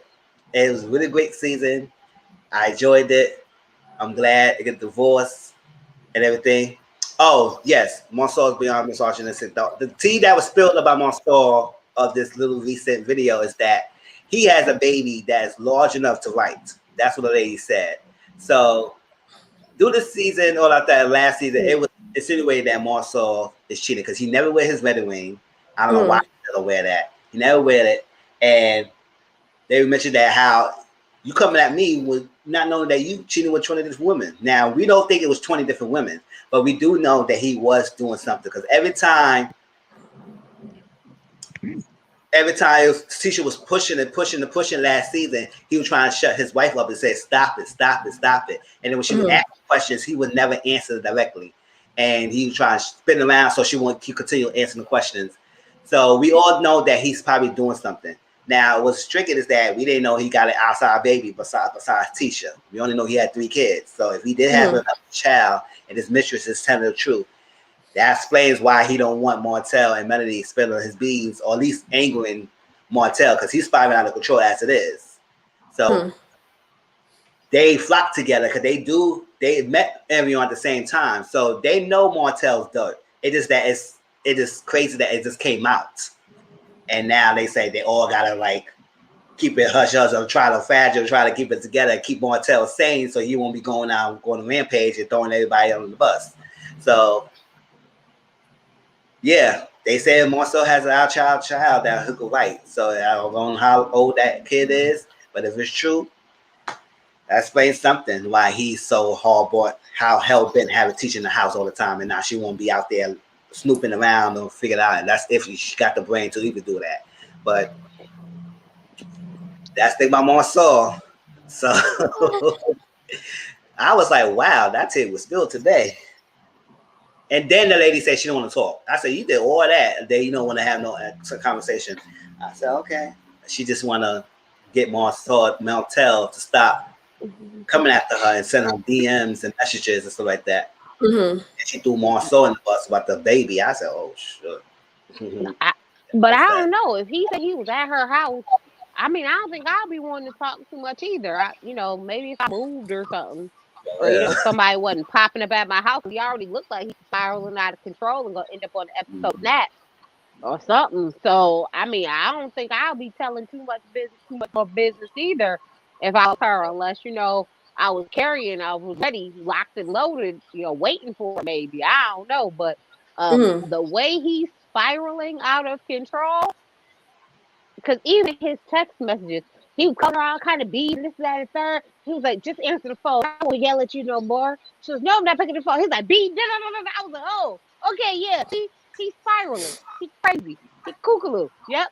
All the red flags. Yep. We've seen them all. But I definitely do think that Martell and Maurice was cheating together. Ariana done said it. The other mistress done said it. Melody has alluded to it, and I know she got it from Martell, and I know when they were trying to reconcile, he was like, well, if I tell you, because I don't think Martell is a liar. I don't think so. This is one thing I'll say about him. He's not a liar.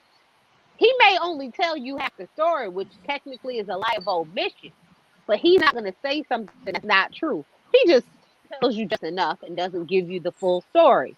So I don't think that he would say, yeah, you cheated with 20 women if he didn't. I think Marcel has probably cheated with 20 women because I think he sleeps with married women who have something to lose who aren't going to come out and say anything. Because I'm just going to be honest with you. If you're going to cheat, you better cheat with somebody who ain't got nothing to lose. Because they'll keep their mouth closed. But you cheating with somebody who ain't got nothing to lose, what they care for? I ain't got nothing to lose. And you on TV too? You find one good look clout chaser and your whole spot done blew up. So, right. I mean, to me, I just think he picked a better caliber woman to cheat with. And then he had Tisha in the house all day, so it wasn't like she could find out.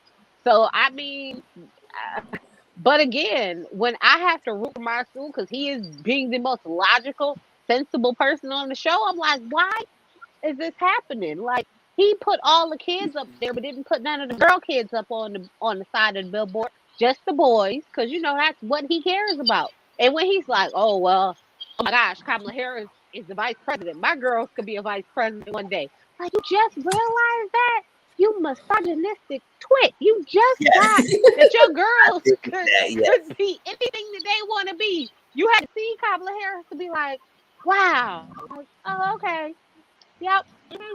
But I think he just picked people who had stuff to lose, and that's why they don't just spill the tea like the people that Martell picked, because they like, forget it. Let's just throw it out there and call it a day. Yes, but I do agree. I do think that he did really good. Jalen did really good. At least for this episode of the show, the server called out. He, picked up, decided to start serving, and he stepped in. And I do like that he's like it based on the perception of this one episode of the show. He's applying himself and really trying, which is really good. And I wonder if it's because he have like a partial ownership in it. He like cares a little more because you really care about stuff that you own. So maybe that is gonna help him. But I don't know what this boy got a degree in. That's what I want to know. Yeah, I do agree with that billboard. It was just only the sons, but he do have daughters of age who be on that billboard too. And he only emphasizes the sons, which it is a misogynistic type of thing. I say you have daughters too who could be a next generation as well. Why just only pictures only the boys? It was like, huh? Even then, it was just his kids. It was Maurice's kid, and so I said none of y'all ain't mentioned the daughters. I said okay. Whatever. That's messed up. All right, y'all. So that was Love and Marriage Huntsville. So let me get off of this everything. So I'm looking forward to that behind the scenes next week. All right. So a show we're gonna talk about next, and then we're gonna go to some social media topics. Is Seeking Sister Wife. Sunshine told me about it. So I said, I never heard of the show. I never heard about it. I mean, we did talk about body image and polygamy and stuff like that in our panels and stuff. So when she told me about the show, I said, they had a show on TLC. I did not know that. So I watched it. I enjoyed it. So I will continue reviewing it and all of that, a combination of live or recorded. And but I invited her on this thing because she could get more insights to some of the couples and her input. And Tracy, you saw the show too, right? Oh yeah, so she said Tracy Silver, so we could all tell you our feedback and criticism of the thing. Let me show you. So I'm gonna show. Did you catch up on season 1 and 2 or? No, I ain't catch up season 1 and 2. I only watched this season so far. Okay, so okay. Maybe later on I'll probably have to watch the first season. Okay. Thing. Yeah, I watched season 2. I didn't watch season 1. All right, let me see. Nah, I want to show. We're gonna talk about Gerard, Kayla, and Vanessa first. All right. So these people. All right. Okay. Let me tell you, when I saw this episode, right off the bat, I could tell that the Kayla is gonna be something. I don't think she was really fully into it as much, or she has some reservations about this relationship that she signed herself into. Because that moment when he did that simmer in his seat, and she looked at him, was like, boy, you better stop. She gave him a death stare, like, you better stop what you're doing like that. She was like that. And Vanessa is his wife, and they got a couple kids together. And Kayla is 20-something years old, and she's into the relationship. And they do look like it could be mother and daughter. I was like, she is really young, especially she sat down when he had his hand on his.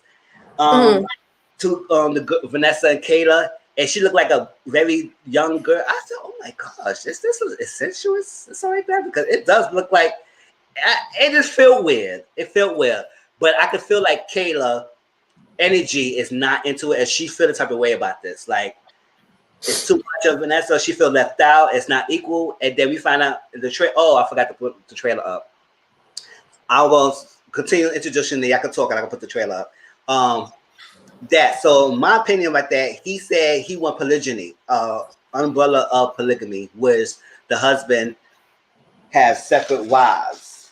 I said, oh, I mean, I think you probably give me more details about that, but he said the idea of him having separate wives and not just it's an umbrella of polygamy. I said, oh, okay.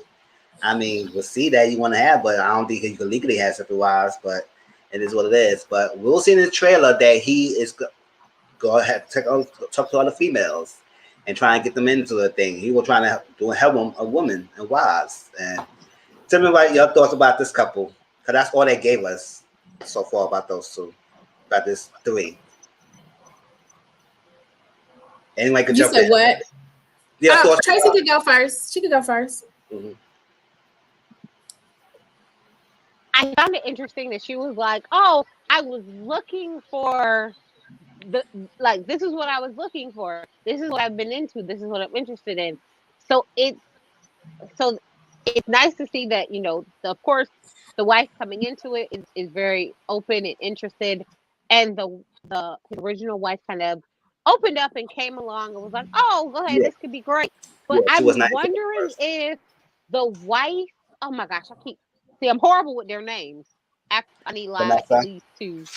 Vanessa. I wonder if she is maybe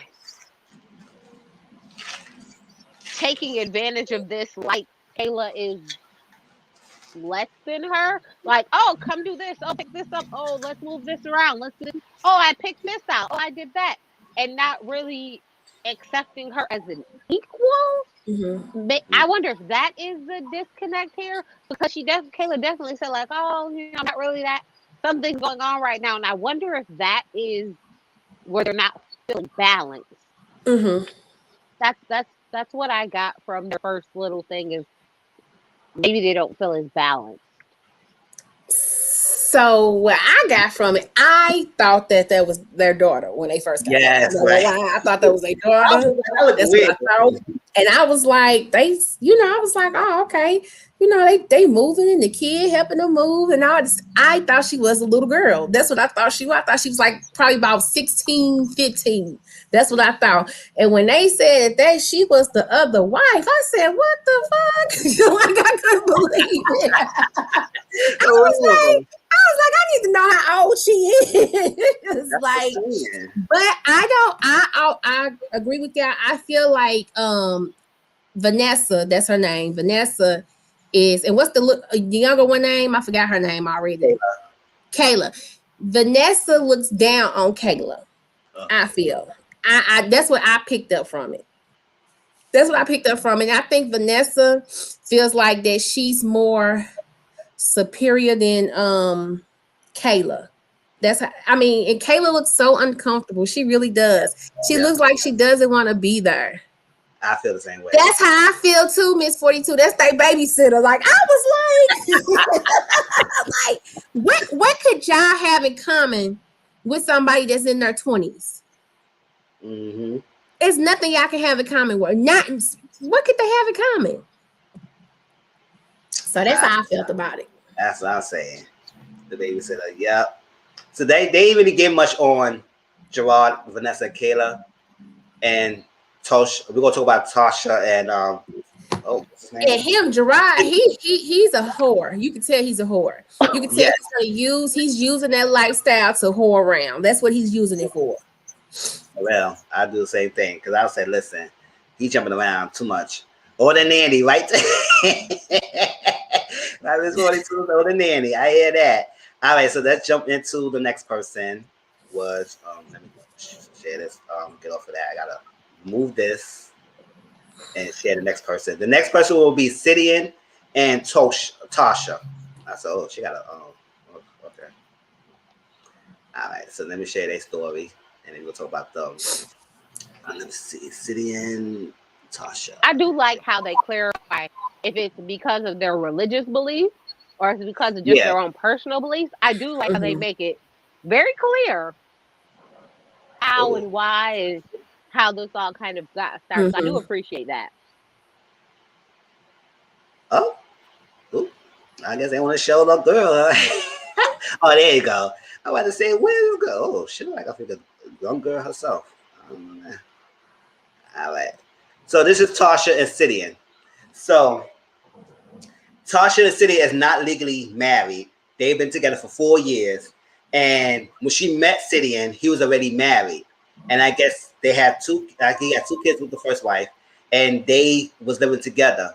And I guess the first wife was trying to entertain the idea of having sister wives, but when they got moved in the house and all that stuff, then she started questioning the relationship and everything and how this gonna go about. So the first wife said, "Deuces, I'm not out of here. I'm not doing this. I can't do this. This is not what I want to do." All that stuff. So I guess their relationship ended, and now after a while, when the first wife was questioning and like that, Tasha removed herself. She said, "You know what? This is too much. I don't want to mess up the relationship. I didn't. I said it's already too late, girl. You was in a relationship. It's already too late." So she didn't want to mess it up. So she said, "I don't come on, create too much. This was your first wife, so I'm gonna move myself." But then she was heartbroken about that. She said, "This is too much." I was like, "Okay, Tasha, all right, we get it." So then when the first wife left, she came back in the fold, and now they're looking for another wife. So they didn't really get much on those two. They snipped them in, but we will get more in the future episodes. Yeah, it seems like they're gonna be boring. Yeah. So what y'all talk about Sidian and Tasha? Oh, God, they're gonna be boring. I think they're gonna be boring. I don't think they should have they bring nothing to the show to me, and that's just me seeing the first. Like they boring, like they just squirt. Like bring some action to it or something. I don't know. Yes, he does seem creepy. He seems very creepy. Like he do some stuff he shouldn't be doing behind closed doors. That's what he look like to me. I want to get some more insight because the way he made it sound like his ex-wife was interested. He then came aboard and decided he wanted to do it, and then they found her, but then something went wrong. So I want to know. I need to back her with the wife for what he did to make her change her mind 6 months into the relationship, because I feel like he is kind of off, and he was probably moving funny, and he was doing something that made because it's very odd that the wife comes to the husband and say, "This is what I want to do," and then they do it, and then the wife leaves. Like, what did you do? Like, what exactly did you do, sir? Because he do seem like real. Even the way he's looking at her now, and she's looking off, like, "Oh my God, is he looking at me? Please free me." Yeah, like looking at me, like, Yeah. And most of the people, the couples who was on the confessional, they kept looking at each other. I said, can y'all stop looking at each other? Y'all, you know what? Like, are y'all trying to confirm y'all saying something wrong or right or whatever, or said the right thing? Because they all was looking at each other, especially Derrick was looking at freaking Danielle to the C power. We're going to talk about those too. But he was looking at us like, okay, is she saying something wrong? Like, why you keep looking at each other? I don't like that. All right, so they ain't get much, so we'll see more about their story. And there's another couple that will be introduced, but we ain't get introduced to them yet. So we'll see how that comes about. But they moved on. Next will be Ashley and Dimitri. Let's talk about them. All right. Oh no, I got a lot about them. All right. Ashley and Dimitri and Derrick and Danielle had the most airtime in this episode. So it was those two storylines. Let me see, Ashley Dimitri. I couldn't find a good picture with those, so I had to do because there was a cover. She messes up every picture. So I had to just use that one, y'all. All right, and that was the thumbnail in my first review. All right, so Ashley Dimitri. So y'all come at me if I got anything wrong because it was a lot. They've been married for 12 years, and they was both wanting to search a sister wife. Within, I think, for 10 years, so like that. Within that 10 years, they were searching for someone, and they found someone named Vanessa. And when they found Vanessa and everything was all good, all that stuff like that. He proposed to her. They got married. It was a nice little thing. I said, oh, they look what those three look like it was matching well. So I stuff. And it was good. The kids, they got 3 kids together and all that stuff. And the kids was good with the Vanessa. They were like a Vanessa. It was a lot of stuff going on. Now, mind you, this is my first time seeing this. So Sunshine, that's why I have her in there. And Tracy, they could give me more insight of their backstory because I was reading a lot of things that there was a lot going on with those couples. And Vanessa, at some point, even though she was down with it, she was very interested also like that. She went away on a trip. She sent a text message and said, you know what? I can't deal with this. This is too much. I'm not dealing with this family thing. I can't do this, all that stuff. And even though it was not legally married, it was a heartbreak. And they had to recover for a year and a half. And then they met this girl named Christina. I said, what's all these different names? Christina. I'm going to call her Christina because that's what I think her name is. Christina. And she's in Africa. And they're going to bring her down to see how it is for a week. But it seemed like in the trailer, it's not just going to be her. It's going to be another little female as well.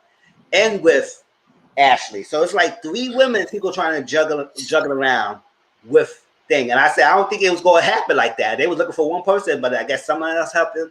Or like he had a secret thing he want to do stuff. So that was that with their storyline a little bit. Let me see. Yeah, that was that. And I know it's more story to them because it was days of returning. You said this is returning, right? So y'all tell me about more of Dimitri and Ashley so I can get some more background story of those two. I said, why she just left out like that? Like, why just a text message? Like, she can't have the courage to talk to them face to face and say, this can't do it. What was that? Well, she crazy. Ashley is controlling. Ashley made that girl Vanessa. She had to have a special diet before she could have sex with Demetrius. Now, mind you, before Vanessa came, it was this other girl that came, and they went out on a date, and he had sex with her without asking Ashley. So that messed up the whole thing. Like this was last season, and so that messed up the whole. Like Ashley was like, no trust or whatever. Then Demetrius wanted to make it seem like he was the victim and all that crap. Like that's how he came out to me, like he was the victim. And you slept with her. You slept with her. You went behind Ashley back and slept with her. But he came right home and told her though. He did. He came right home and told her. But then Ashley wanted to see if the girl was going to tell, I forgot that girl name, was going to see if the girl was going to be truthful to her and tell her that she had sex with Demetrius that night. But she didn't though. But yeah, so they cut her off. And then Vanessa came. Vanessa is a sweetheart. She's bubbly. She got the coolest personality. Like she is like, she cool to me. She was cool to me. So, but with Ashley wanted her to have, she had to go on a 2-week or 3-week diet in order to have sex with him. She could not eat meat. She had to go on their diet. Like Ashley had a lot of rules just to be with them. And then it seemed like it was like I could tell that the wedding they had was really, really beautiful. The wedding they had, but then they also like her mom, Ashley's mom, was like against the situation. It was like family drama, a lot of family inputs and all that stuff. But yeah, I don't know how this one gonna turn out. But Ashley not right. Ashley is controlling and she wants things her way within the situation. So Ashley I don't know. Mess this up like she did last time. Yeah, she's gonna mess it up again. That's why they've been looking for someone for 10 years, though. She is gonna mess it up again. That's exactly why they've been looking for someone for 10 years. Yep. I think that's why Dimitri took the girl down last season before Ashley got a chance to get a hold of her. Yes, like, he knew. Yes. Mess it up again. Every time. And they're not. And Ashley and Demetrius are not really married though. They got a spiritual marriage, but it's not a legal marriage. Yeah, their religious beliefs is very strong, very strong, very strong. Well, I don't even know if it's more him. It really seems like Ashley is pushing this, and then it kind of spills over into everything else. But she is very headstrong. She's very. She'll make you want to knock her out. I would knock her out. There we go. There we go. She makes you like. So it is very interesting because it's like if we are sisters, we are equals in this partnership. Ashley do not treat them. That is not her. Do what I want. Follow my rules. Do as I say. Do what I want. And she low key do Dimitri the same way. These are my rules. She is very alpha, headstrong woman. So I'm like, y'all probably gonna be looking forever. Because that is not even. They do sin. They do. They seem fake.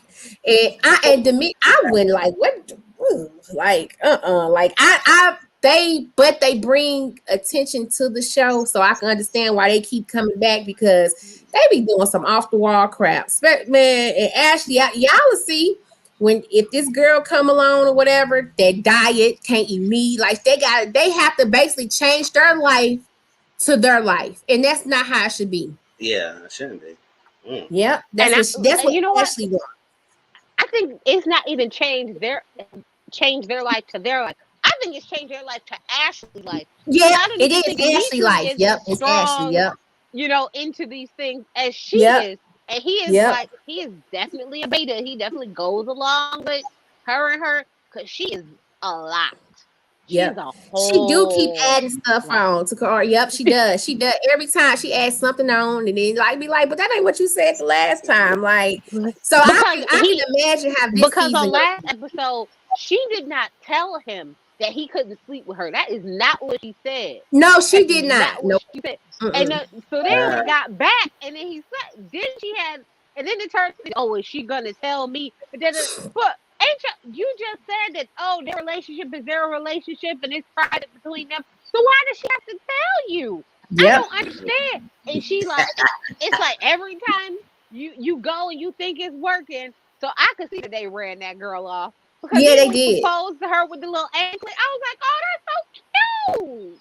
That's so cute. Yeah. And then I also feel like that ceremony, I don't know. I guess I could see why the ceremony was included both of them because they all in it together. But I still don't feel like that Ashley should have been a part of their ceremony. I don't feel like she should have.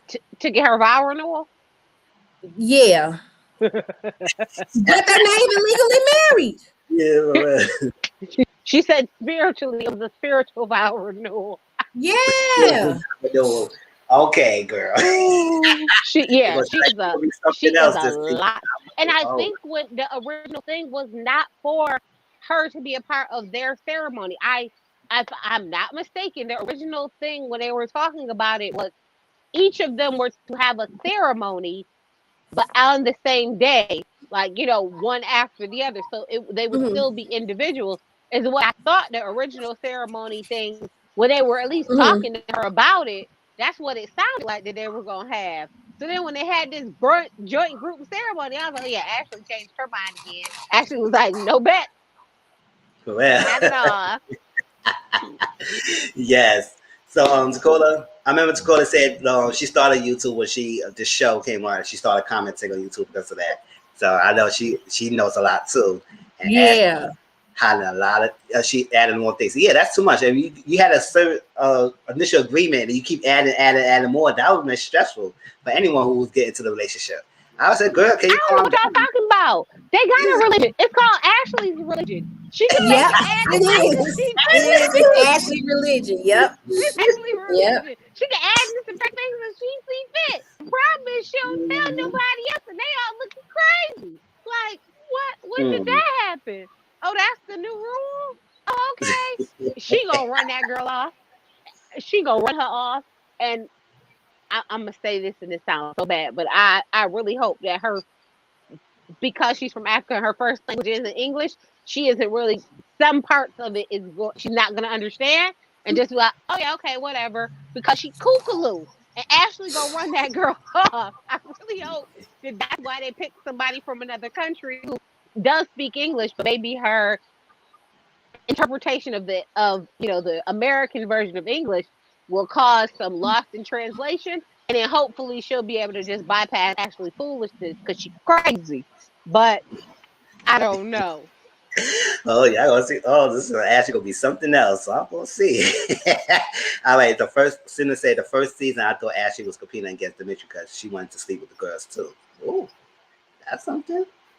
Is she going that hard because she want the girls herself? Like to go to that makes sense. Okay, so that was that, and then we're gonna talk about Derrick, and yes, because I don't know, I feel sorry for something about the story with Derrick and Danielle. It just seems like Derrick, it's something. I want to talk about it because how they gonna try and get that girl into this country, all that stuff like that. I think it could be another avenue, but he was so eager to get this girl, and on why. Yes, and anyway, got to put it together. Okay. All right, so let's go. All right, so Derrick in the middle, Danielle, the wife, and this is going to be the person who will be the sister wife named Roberta. They call her Bert, but I'm not calling her Bert. I like that. I don't hate that nickname. I said that's a dumbass nickname to call a female like that, Bert. You better call her something else. No, Wu's not doing that. Call Ruby or something like that. Give her a different name, but not a Bert. So her name is Roberta. And they got two boys. They've been married for 13 years. And 3 months into, I guess, somewhere in the relationship or stuff, they met. No, I'm getting things mixed up. They met for 13 years. And at first, Danielle, they was thinking about that. They was like, the religion thing is in the Bible, and they think that it should be multiple wives and all that stuff. So they both bought into that, but it took a while and everything. So they had someone before, but it didn't work out. But so they had Roberta. But Roberta's in Brazil, and she doesn't speak English. They translate through a phone. She only speaks Portuguese. And I was like, oh my God, listen. First, right off the bat, I was like, that's a red flag. I said, first of all, how you gonna try to have a sister wife that come and don't speak any of your language? At least you speak her language or something, or have someone in the United States that you could find. That was red flag. So right off the bat, that screams to me that he was finding someone who's very exotic. She's a lot exotic looking. She's Brazilian. She has nice features. She does speak English. She's maybe very passionate, wild person, something like that. They can have that passionate person that they could get. They spark the relationship. So Gabby was so eager. It's because she's in Brazil, she cannot come. They deny her travel visa. So the only way for her to get into the United States is to have a K-1 visa, is a fiance visa. And with the fiance visa is that you have to you gotta get engaged, and within a certain months of that visa, you gotta get married for them to legally be here. But I was like, because of that, they met her. They were saying, you know what, we can't get her in, so we'll go to Mexico. And I said, if she could get to Mexico, I said, okay, get to Mexico. They met her. Second day of their date, he proposed to her. And I guess it was agreement, not intimacy. But since he proposed to her, they went on intimacy. So Danielle started feeling something way about this. And now because she had to come into the United States with the K-1 visa, they had to marry her. And they said, you go get divorced with Danielle, and you're not giving her no reassurance that it's going to be good if Roberta don't work out. And you'll get divorced. And she's so hurt about that because I feel for Day. I said, girl, don't do this. Don't fall for this. Like, listen, no, I'm sorry, but Roberta had to go somewhere else. Roberta got to find someone else. Let's find somebody else. It's like, that's a disaster. That's a natural disaster because I feel like he's very eager to her because she's a very exotic woman and he could be turned on. He turned on by Roberta. And I said, how you gonna have a conversation with a girl that you're gonna translate through a phone? That's annoying. That's very annoying. Learn the language or find someone else. So the fact that they got to get divorced to get her in there, and then it seemed like the trailer is like Danielle fears it's not being diminished. It's not being turned down. It's like he's not making it easy for her to even feel like this will be a working out for them. So, so tell me about y'all thing with this because I don't like that. I don't think that divorce thing should have happened. Because something about me just feels like this is not gonna work out well. So tell me your thoughts about Garrick and Danielle and Roberta. I feel like it's gonna backfire on them. I feel like it's gonna backfire on the wife. I feel like that I personally feel like that she's gonna get her over there. He gonna fall in love with her, and then he gonna forget about the wife and the kids. That's just how I feel. That's how I feel about it. I think it's a bad idea. And I hope that it doesn't go through. I really, really do, but I'm pretty sure with this show is gonna go through. But I just think it's gonna backfire on her. Yeah, Tracy.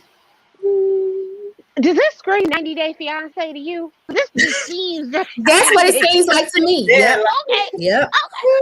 Okay. But I was like, the fact that she said we had problems in the past, he printed off divorce paperwork to have me sign it, is such a triggering thing. So y'all had been going through issues.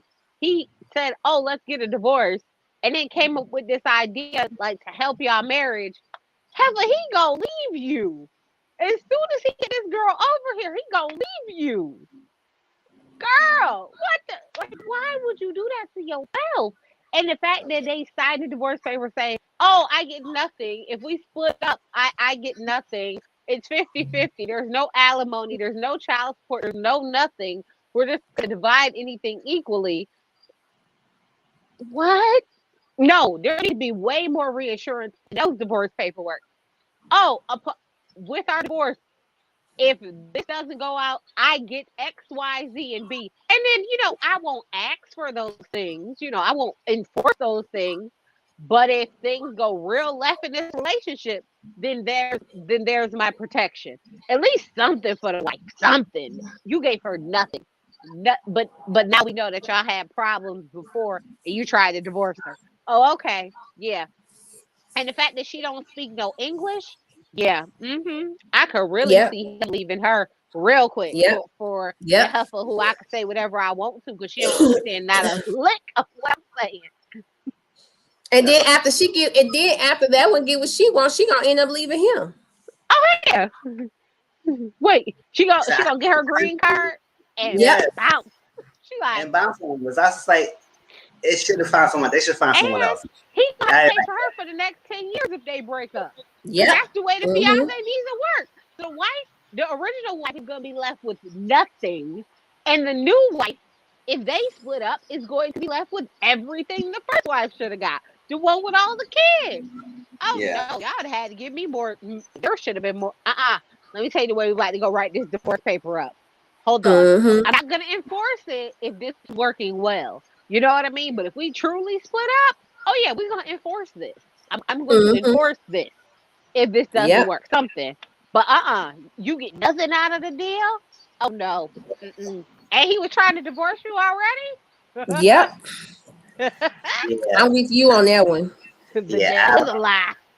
I don't like that. I'll say, Daniel, you gotta be smarter than that. Yes, you got stipulation in that divorce, something like that, because it just screams that he is trying to get out of it. And Yes, I said, what can y'all have with this lady who can't speak your language? It's like, come on now.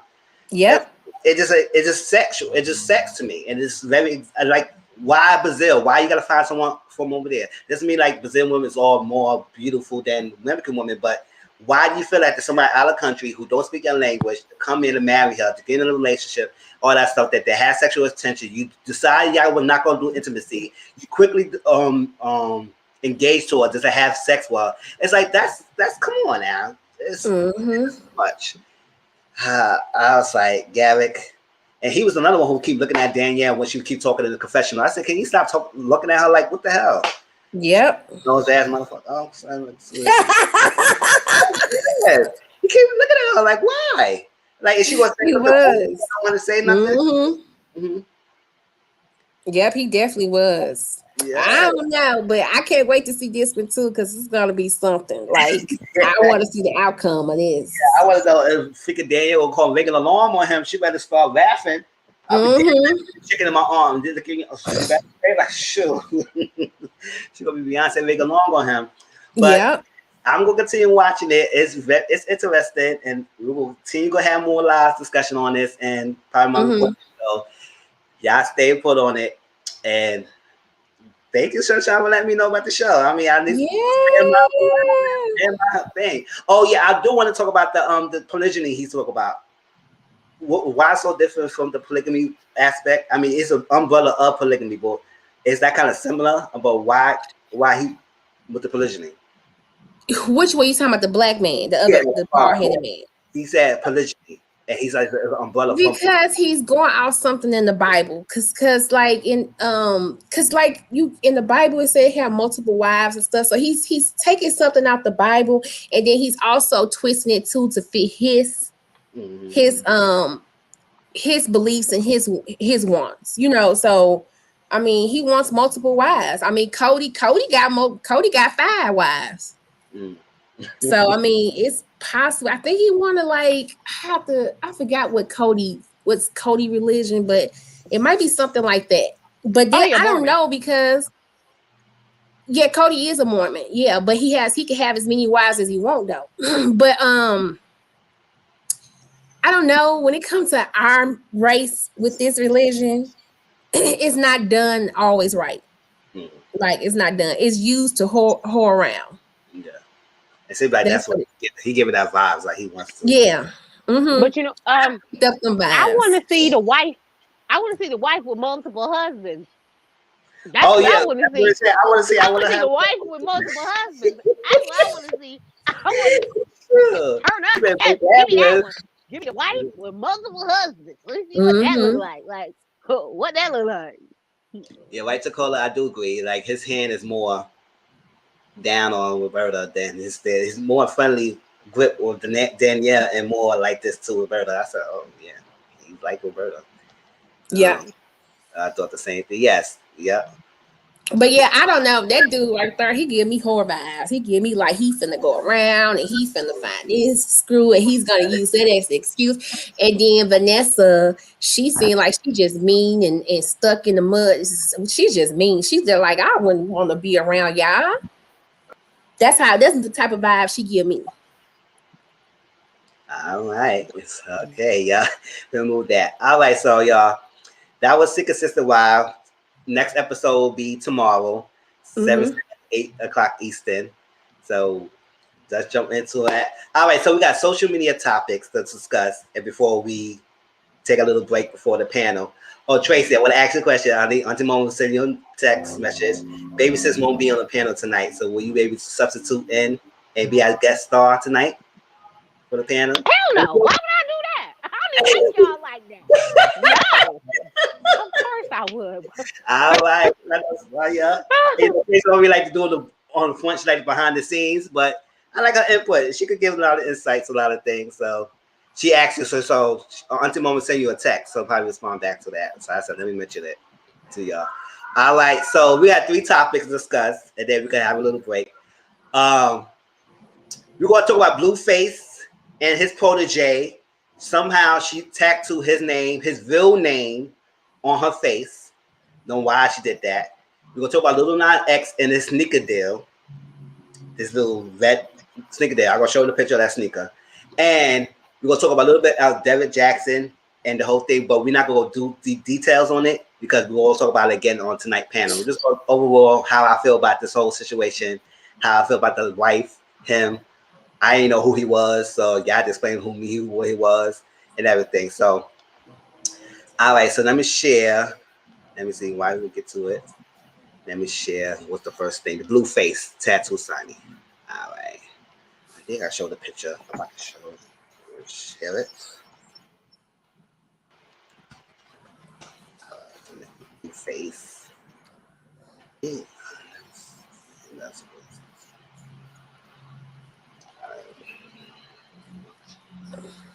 all right, let me see. All right, so Blueface, who's called himself the Big Baby, don't know who he is, all that stuff. He got a protege, and this is a young female rapper, and she decided, because Tracy shared it to me, to get his real name tattooed in his face, on her side of her face. I don't know what was the reason why she needs to do that. He want to mark his territory for some of the female artists that he get. What about he signed a male artist? He gonna have a male artist to tattoo on his face as well? Like, what was the reason for him doing that? So bear with me, y'all. I'm trying to get that thing because I shared it with you on the clip. Let me see. Because I could show it. I think it's on internet, so it won't be on issues. All right.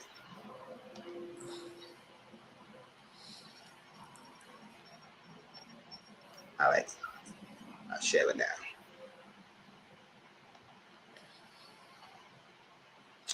Share.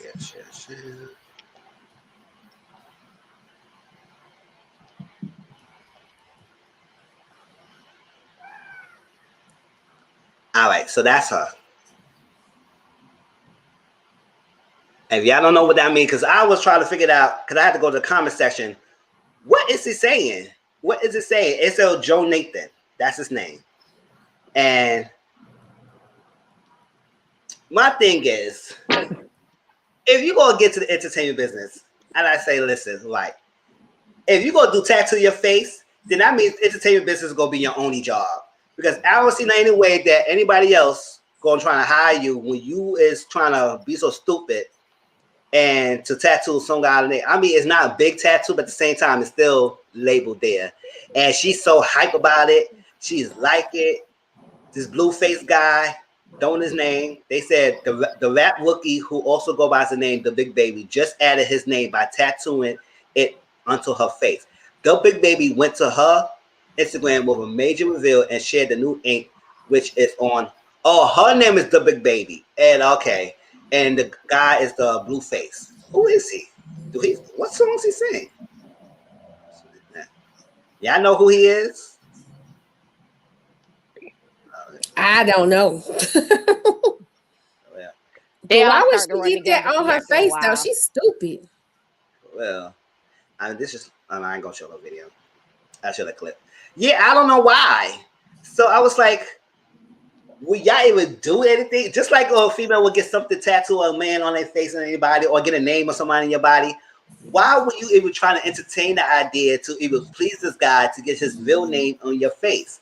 What is it? It's like, are you gonna get hits? Or you go what? Like, what was the deal? And tell me y'all's thoughts about that, because I did not like that, and I said it's stupid, it's crazy, and why she would even do that? And I said if she want to do entertainment, she better just do entertainment, because if the music and rap game don't go well for her, what else she gonna have? Tracy, Sunshine, your thoughts?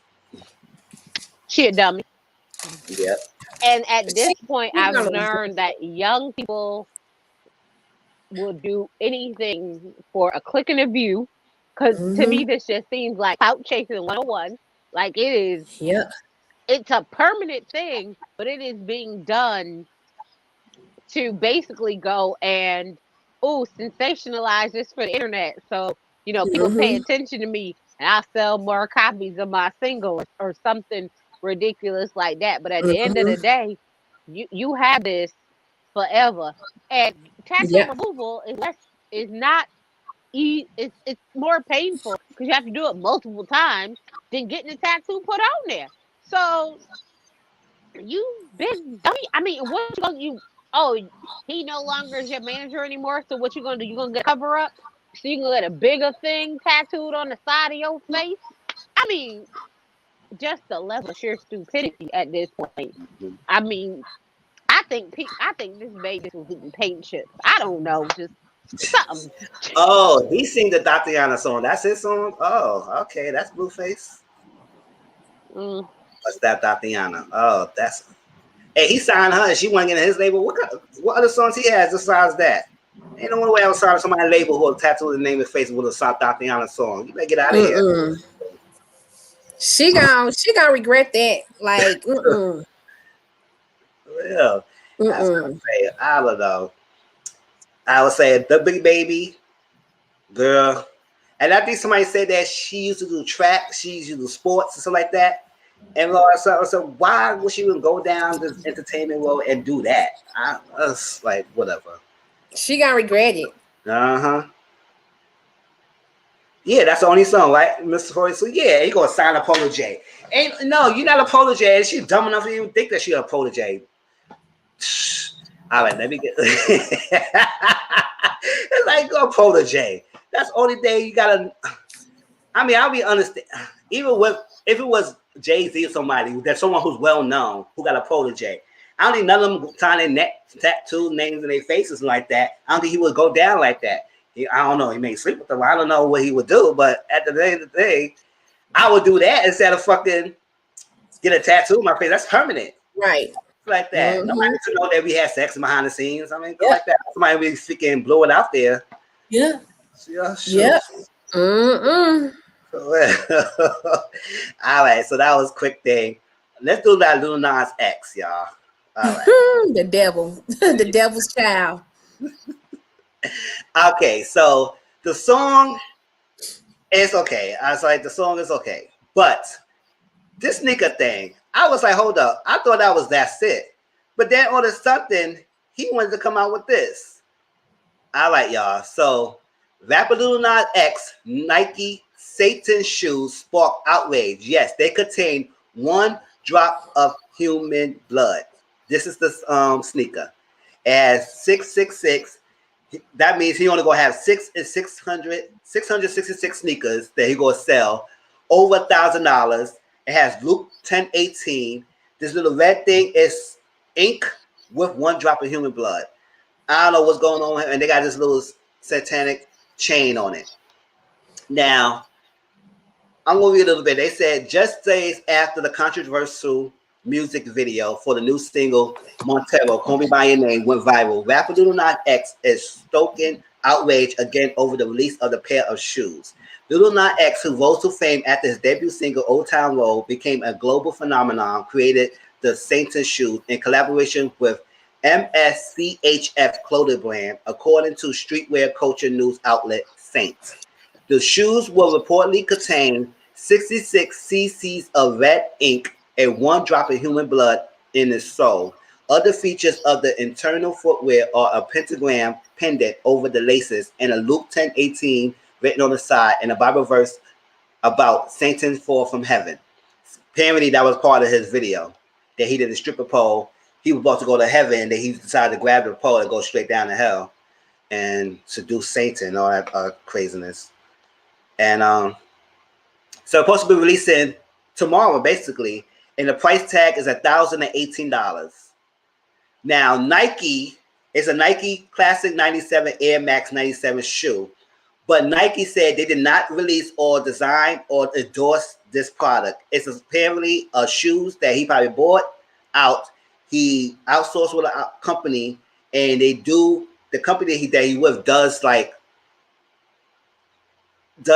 demonic. They did stuff like this before, a religious type of things, and he gonna sell it. So they don't know if Nike is gonna cease and desist him or do any legal actions against Lil Nas X and the company for what they're doing to the sneakers like that. So my question is it legal to take a product, customize it, and sell it for your own thing as an art project to have some legal shielding, or do that, you get grounds for immediate legal action. And that's it. I'm gonna show the sneaker and then we're gonna have discussion. So Tracy and Sunshine, what's your thoughts about Lil Nas X's sneaker there? You mute, Sunshine. That is the devil's child, and the sneakers is part of the devil's too. Like they making devil clothing to have these kids start worshiping the devil. Like you got blood, a drop of blood in a sneaker. Yes, that's too much. I was like, what? Come on now. Miss 42, I didn't watch the video either. I just saw that one day, the thumbnail, and was like, that's the devil's child. That's all I need to see. That's the devil's child. Listen, I watched the video, right? Because it was like, oh, it's gonna do this, it's gonna do that. I was like, okay, you know what? Let me give it a chance, because I didn't see this part of the video from the initial thing. I just seen like the pictures of him in different outfits and stuff like that. I was like, okay, let me watch this. And then once he got on it and then twirled his way down and then did everything he did, I was like, oh yeah, I'll never watch this again. I was like, oh, this right here? But I watched it, so I could really comment on it. But I was like, no. And then when I seen the shoes, I was like, there is no way. With as big as Nike is, and you have endorsements and brands and companies and people saying, listen, we can't rock with this. This is your product, regardless of someone else customizes it to do it. Your name is attached to it, and you're letting it ride. So we can't be associated with you because this is just a little too far. And normally, what I've learned about religion is too far one way is always a problem. It's always a problem. And I get it, shock value is different, is this, is that. But Disney, Nike, multiple brands have come after people for reusing their logos, reusing their things for their own personal businesses. And I don't know if it's different because he's just buying the shoes outright and then, just taking them up or doing what he does to them. And he's not basically creating his own duplicate of the shoe. I don't know exactly how that works, but I feel like it's like trademark infringement or something, because you sitting there with a Nike swoop on. Everybody knows that this is a Nike, regardless of how you feel. We know what the shoe is if you look at it. So it's like, oh, you rocking with this? You cool with this?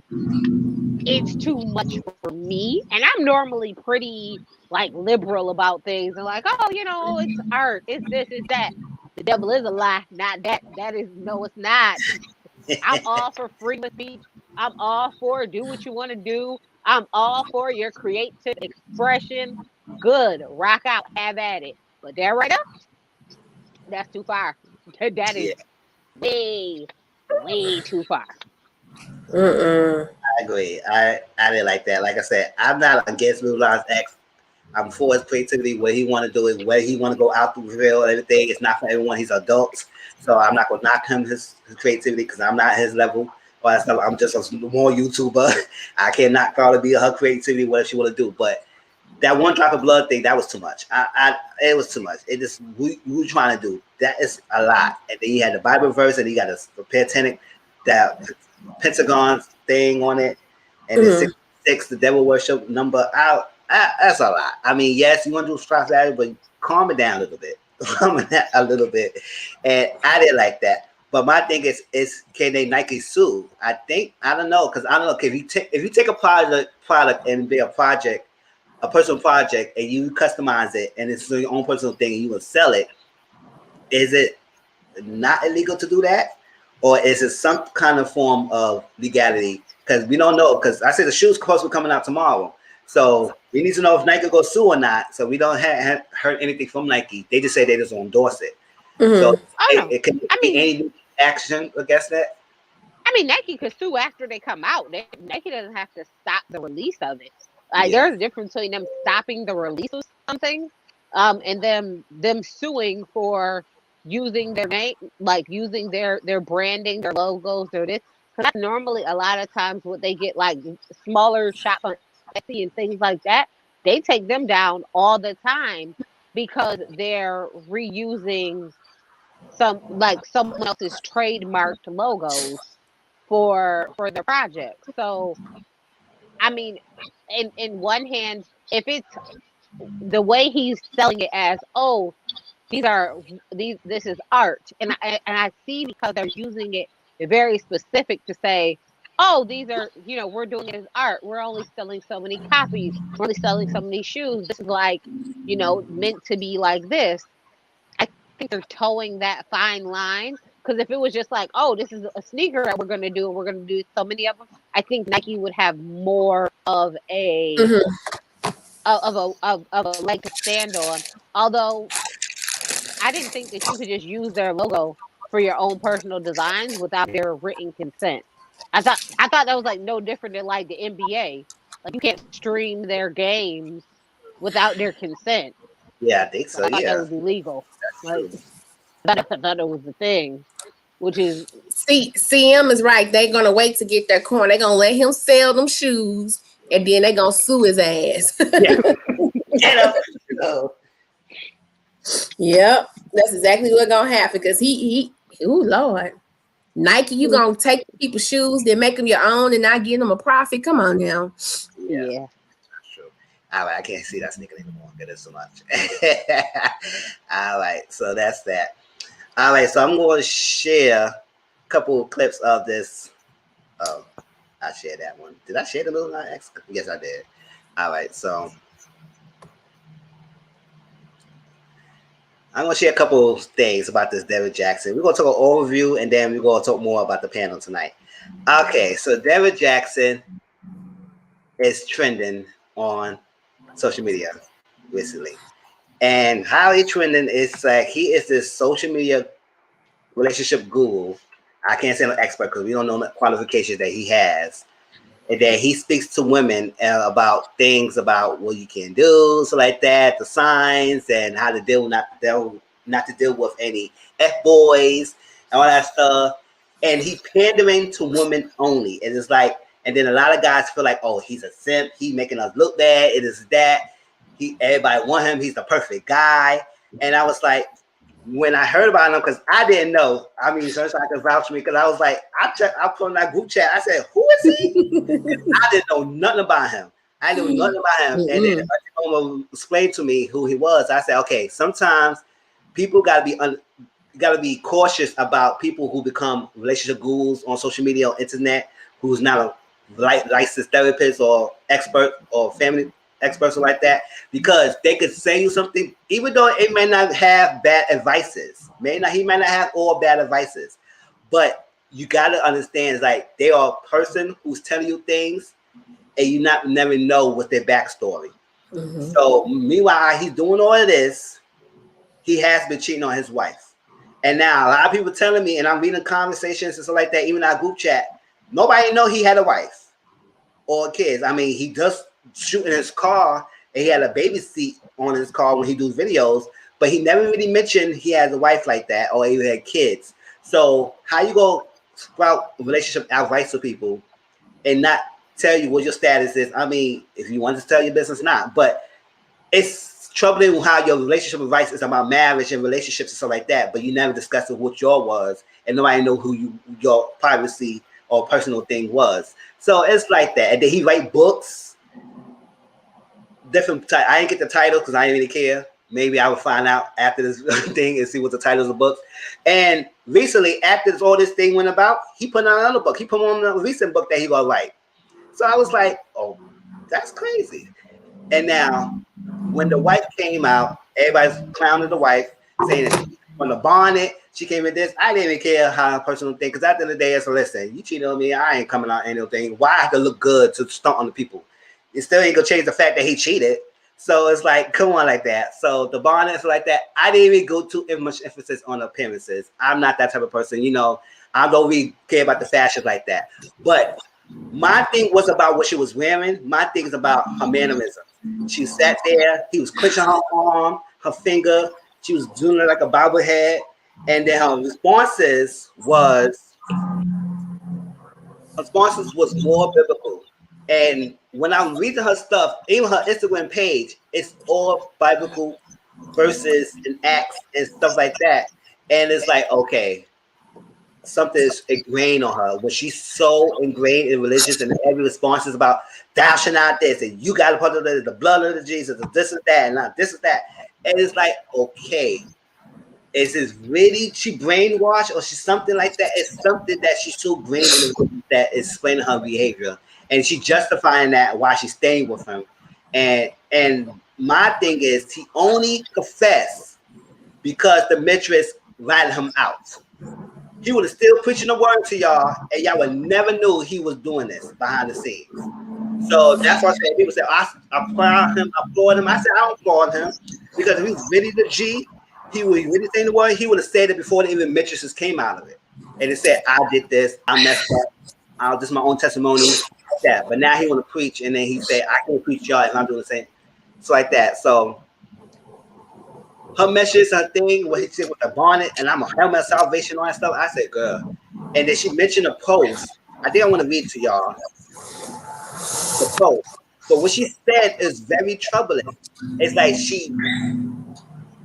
what she said, she used to go and dig up the videos and watch the videos and scan the videos and see who he messing with. Her texture, her secretion, so like that. She don't like dark-skinned woman and all this stuff. I said it was a lot she was saying, and it's very troubling. I said, okay, she lost herself a long time ago. So whether she stayed in a relationship or not, it's on her. And I think she will not leave because she just stuck. She's stuck and she needed her self-worth. Because I don't think she was gonna leave. After I see all that, she was not leaving. She said that she left when she found out, and she knew about all this cheatation and still stayed. Okay, and then you preaching to us, and you coming out much and not telling us your real feelings.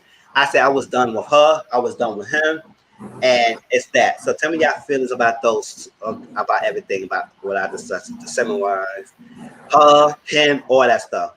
When I continue to share out this Mizzle, stuff. this man got millions of followers, mostly women. You gonna let that girl go out there with that bonnet and that frumpy t-shirt with no bra on and say it's cool? Like, you already knew. He knows his following of people. He sees those following of people. He sees the comments they make about him. Y'all knew he was going. Them people is ignorant. It was gonna drag that wife for filth. Yeah, they did back her He page. knew it. They did. He knew it when he sat That's what he her up don't there like. with that hat on and no bra. He knew it. He could have said, "Listen, I know I never really post you on social media, and so you're not really going to be used to the caliber of what you get. I don't need you to be beat to the God, but I need you to at least be, work presentable, put together, something, like I need you to do something. I don't need you to be, beat to the God, but I need you to do something." Because the way some people drag that woman, I was like, the internet is cruel, like, and they troll and they terrible. But I agree with you. Her posts are disturbing. The way she uses the Bible to rationalize and accept the things that he says and does makes me feel some kind of way. Like, her and Paige from Married at First Sight, they attend the same Bible study. They go to the same women's group. They in it together. They have to be a part of the same church because they think very similar, which is very disturbing. Like, when I read that post too, where she was talking about watching it over and over, she's a glutton for punishment. But then there was another post that she made talking about how she used to watch her ex roommate and used to watch her doing it, and her chocolate skin and how she wanted to do this. I was like, so are you secretly ashamed that you're like lusting after these women and it makes you feel some type of way internally or something? I don't understand, because there was multiple posts that she had that seemed very like she was suffering with something on the inside about these women that she kept watching over and over again. Because, no offense, if I went through my husband's phone and I seen videos of him cheating on me, I don't think my response. Well, I know my response wouldn't have been, "Let me watch it over and over again to see what noises she made to see the way she secreted to see if I could that wouldn't have been my response. That wouldn't have been my response at all. It probably would have been closer to stab, stab, stab, stab, stab, stab. What probably would have been closer to my result than trying to copy and mimic what they was doing. I was like, something about this just seems very interesting. But I hope she finds her a good therapist. Hopefully a therapist who knows Bible back and front to help her understand why she's using the Bible in this way and why it's not okay. And then somebody to help deprogram her. That seemed like brainwashing. Like she had drunk Jim Jones Kool-Aid or something. I don't know. But she seemed half-ass crazy. She knew. Half-ass crazy. Okay, I feel like, I don't know. Even if, hey, men cheat, women cheating just, our ancestors been cheating forever. It is what it is. But ain't no goddamn way I'm going to get on camera in front of millions of people and look like a goddamn fool. Ain't no way. I'm putting on every fucking diamond I got. I'm going to the makeup. I'm putting on the best. I'm putting on the good makeup. And I'm going to sit there and whatever, like, hey, it's out now. So what the hell I'm going to look sad for? Either I'm going to look sad. If you're going to look that sad, that means you need to get away from that situation. That situation need to be, because if it's going to be, either you're going to hold your head up high, act like you okay, and take that MF for everything he got. If that's not who you want to be with anymore, that's how I feel. But I'm not finna get on her. Did she had on that army fatigue shirt with that I don't know what the hell that was on her head? Do y'all know? I think I inboxed y'all. I was like, what the hell going on? No, I'm sorry. I don't care what situation I'm going through. I'm gonna always have my head held up high, and I'm not gonna even let him know he getting to me. Because while you thinking that you got this and all that stuff, I got a master plan. I got a master plan. But not his defense, but he was basically telling women what they needed to hear. What he was saying was right. Like, I do not like what he was saying is what women need to hear. He just wasn't living by that life. But also it makes me wonder too how she acted. She probably already knew, but the world did not know. And it's coming out to the world. You get what I'm saying? So we don't know what's going on behind closed doors. So I don't know. And this right here gonna make him more money too. So hey. Yeah, it seemed like his following haven't dropped that much. So based on everything that came out, people still grabbing towards him. He's hunting the book. They might support his book. I ain't gonna support nothing. I still don't know who he is. I still ain't care about him. But Dakota said that I don't think anyone ever asked him if he was married, so he never lied. No one ever asked. It's not, honestly, don't nobody need to know what your kids look like unless you want them to know. Don't nobody need to know. Don't nobody have to know that you're married or what your relationship status is or how many kids you got unless you want them to know. Hold on.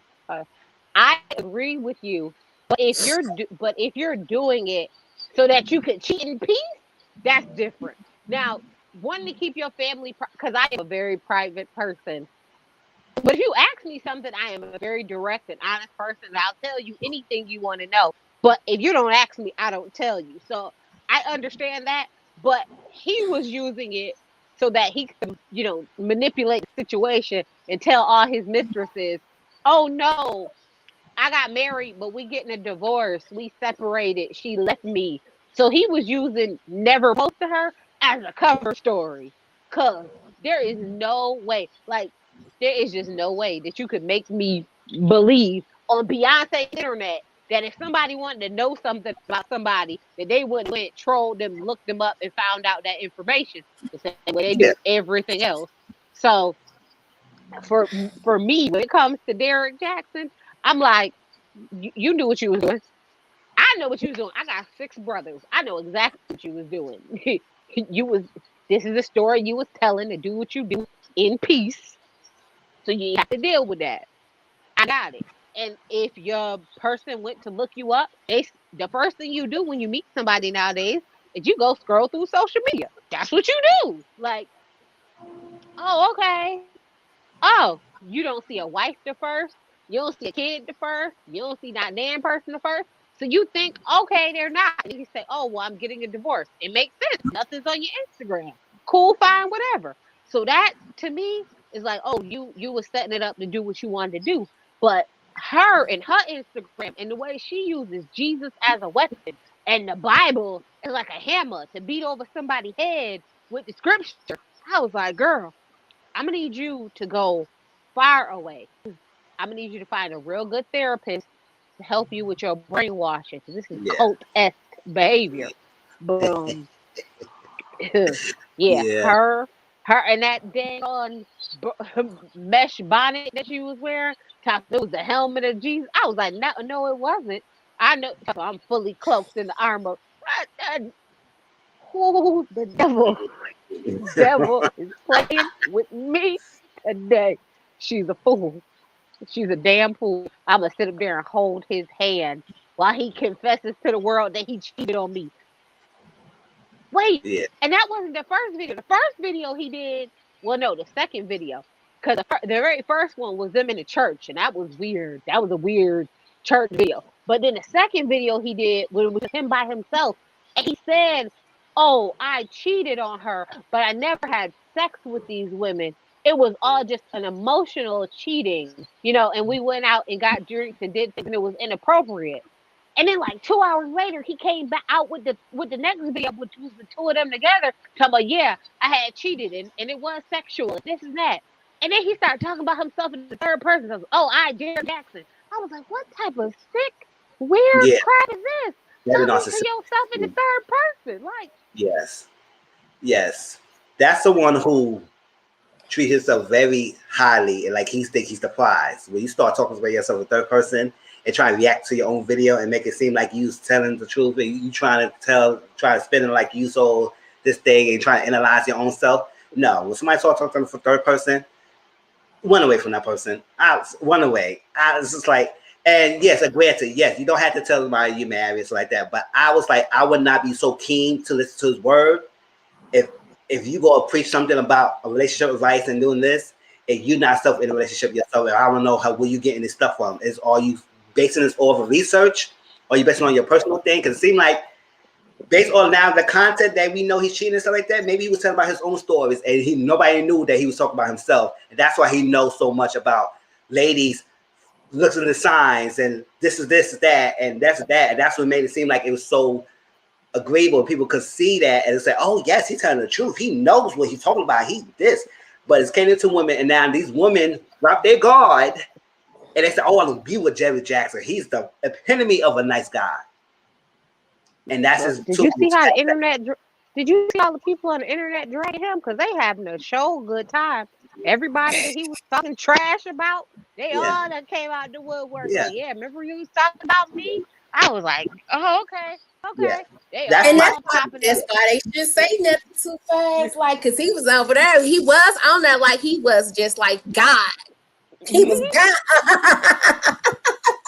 Yeah. He was God. So that's why I was telling people going. That might be another thing, another like social media, Mizzle social talk thing. How people gravitate entertainers and celebrities and glorify them and put them as a pedestal of role models. And there's not everyone you see on the internet are role models, and not everyone you see on the internet is somebody you got to put on a pedestal just because they're making a coin and they're entertaining you. So we have to keep that mindset of, no, this person is entertainer, and that's what exactly they are their job to do, not to be a role model. So people using them and say, oh, you teaching my child that. No, you need to teach your child what's not right or wrong. So we're gonna have a talk about that in one of my things. But yes, I'm not here for the guy who go pander to women and use that to have sex with them and cheat on his wife. And we had no idea who his wife was, and to come on there, the wife looking like and have a troubled person. So I think he picked that wife because that wife is long gone, because she said she had a traumatic experience when she was young, so she had been raped. So maybe that was her first thing that devoid her whole sense of self, because she never got help from that. And since then, and she got into this marriage with somebody who's controlling her, and never seen who she was, and that's what she's so grained in the Bible thing. It is like, yes, her sense of self is long gone. So what we see in the first person is not the person we actually know who she is. It's not probably the real Danae. This is probably the Danae that has been trained to even talk about this and act like this way. So it's maybe I won't be supporting him. I still won't support him because I don't know who Never is. And now that I know all this stuff, I said, nah, I'm not watching his videos. So I know people still might listen to him because he's saying, oh, he man up. I said, no, he didn't. That's not my eyes. So like, he ain't man up to me. He only man up because he got caught. Yeah, I think so. Any last thoughts on that before we leave out? None. Because we will talk about more tonight, other things. So give y'all a little update of what we're talking about tonight is, a couple of things. We will talk about the Derrick Jackson. That'll be our main topic. Oh, that Tammy and Zoe situation, Vasby domestic thing. Oh yeah, I heard about that. Bagel Cameron. I like Raised to Colorado people, and we got a couple updates as well. So, tomorrow I will try maybe probably 8 o'clock. I will probably do the Mizzle Social Corner, my first one, and it's gonna be talking about is raising kids with only their biological parents are the best way to raise their children compared to other forces, other dynamics of family, compared to same-sex or adoption, step parenting, single parenting. It's the best way to raise a child is a two-family biological household compared to other things. And it's articles, this thing. So we're going to use articles, we're going to dissect articles, we're going to talk about it, talk about our own personal experience. So join me tomorrow with y'all. If it's not tomorrow, I will announce what it is, but I will put a post up when it's going to be. But it's most likely probably tomorrow around 8 o'clock. And then have a discussion. And not every Monday we're going to have a little social thing. We're going to do a pop-in and just discuss random things. We can have that little thing and not have a forced topic. We just talk about it. So that's joy. So I appreciate everyone who joined my live. Thank you, Sunshine, for joining in. Give your opinion about the Sisters Wives. Yes. Anytime. CM, Sequoia, Tiffany, Auntie Momo, Sunil, Brandy, Senna. Appreciate everyone. Y'all make my day. I appreciate the love, support. I love it. I'll see y'all all at 7 o'clock Central. It's 8 o'clock our time, so we have an hour left to eat and get stuff like that. Right. Enjoy ourselves, to prepare ourselves. And enjoy. I love y'all. So like that. See y'all later. And if next Sunday, bye everybody. I don't know if everybody gonna be around Easter Sunday because it might be family thing. So it might not have a live next Sunday. It's up in the air. See, I will find out. So if it's not next Sunday, it will be next Monday. I will go live again. So appreciate y'all. See y'all tonight. All right. So get y'all drinks, rest up, eat up. See y'all later. Bye bye. All right. All right. Let's do the outro.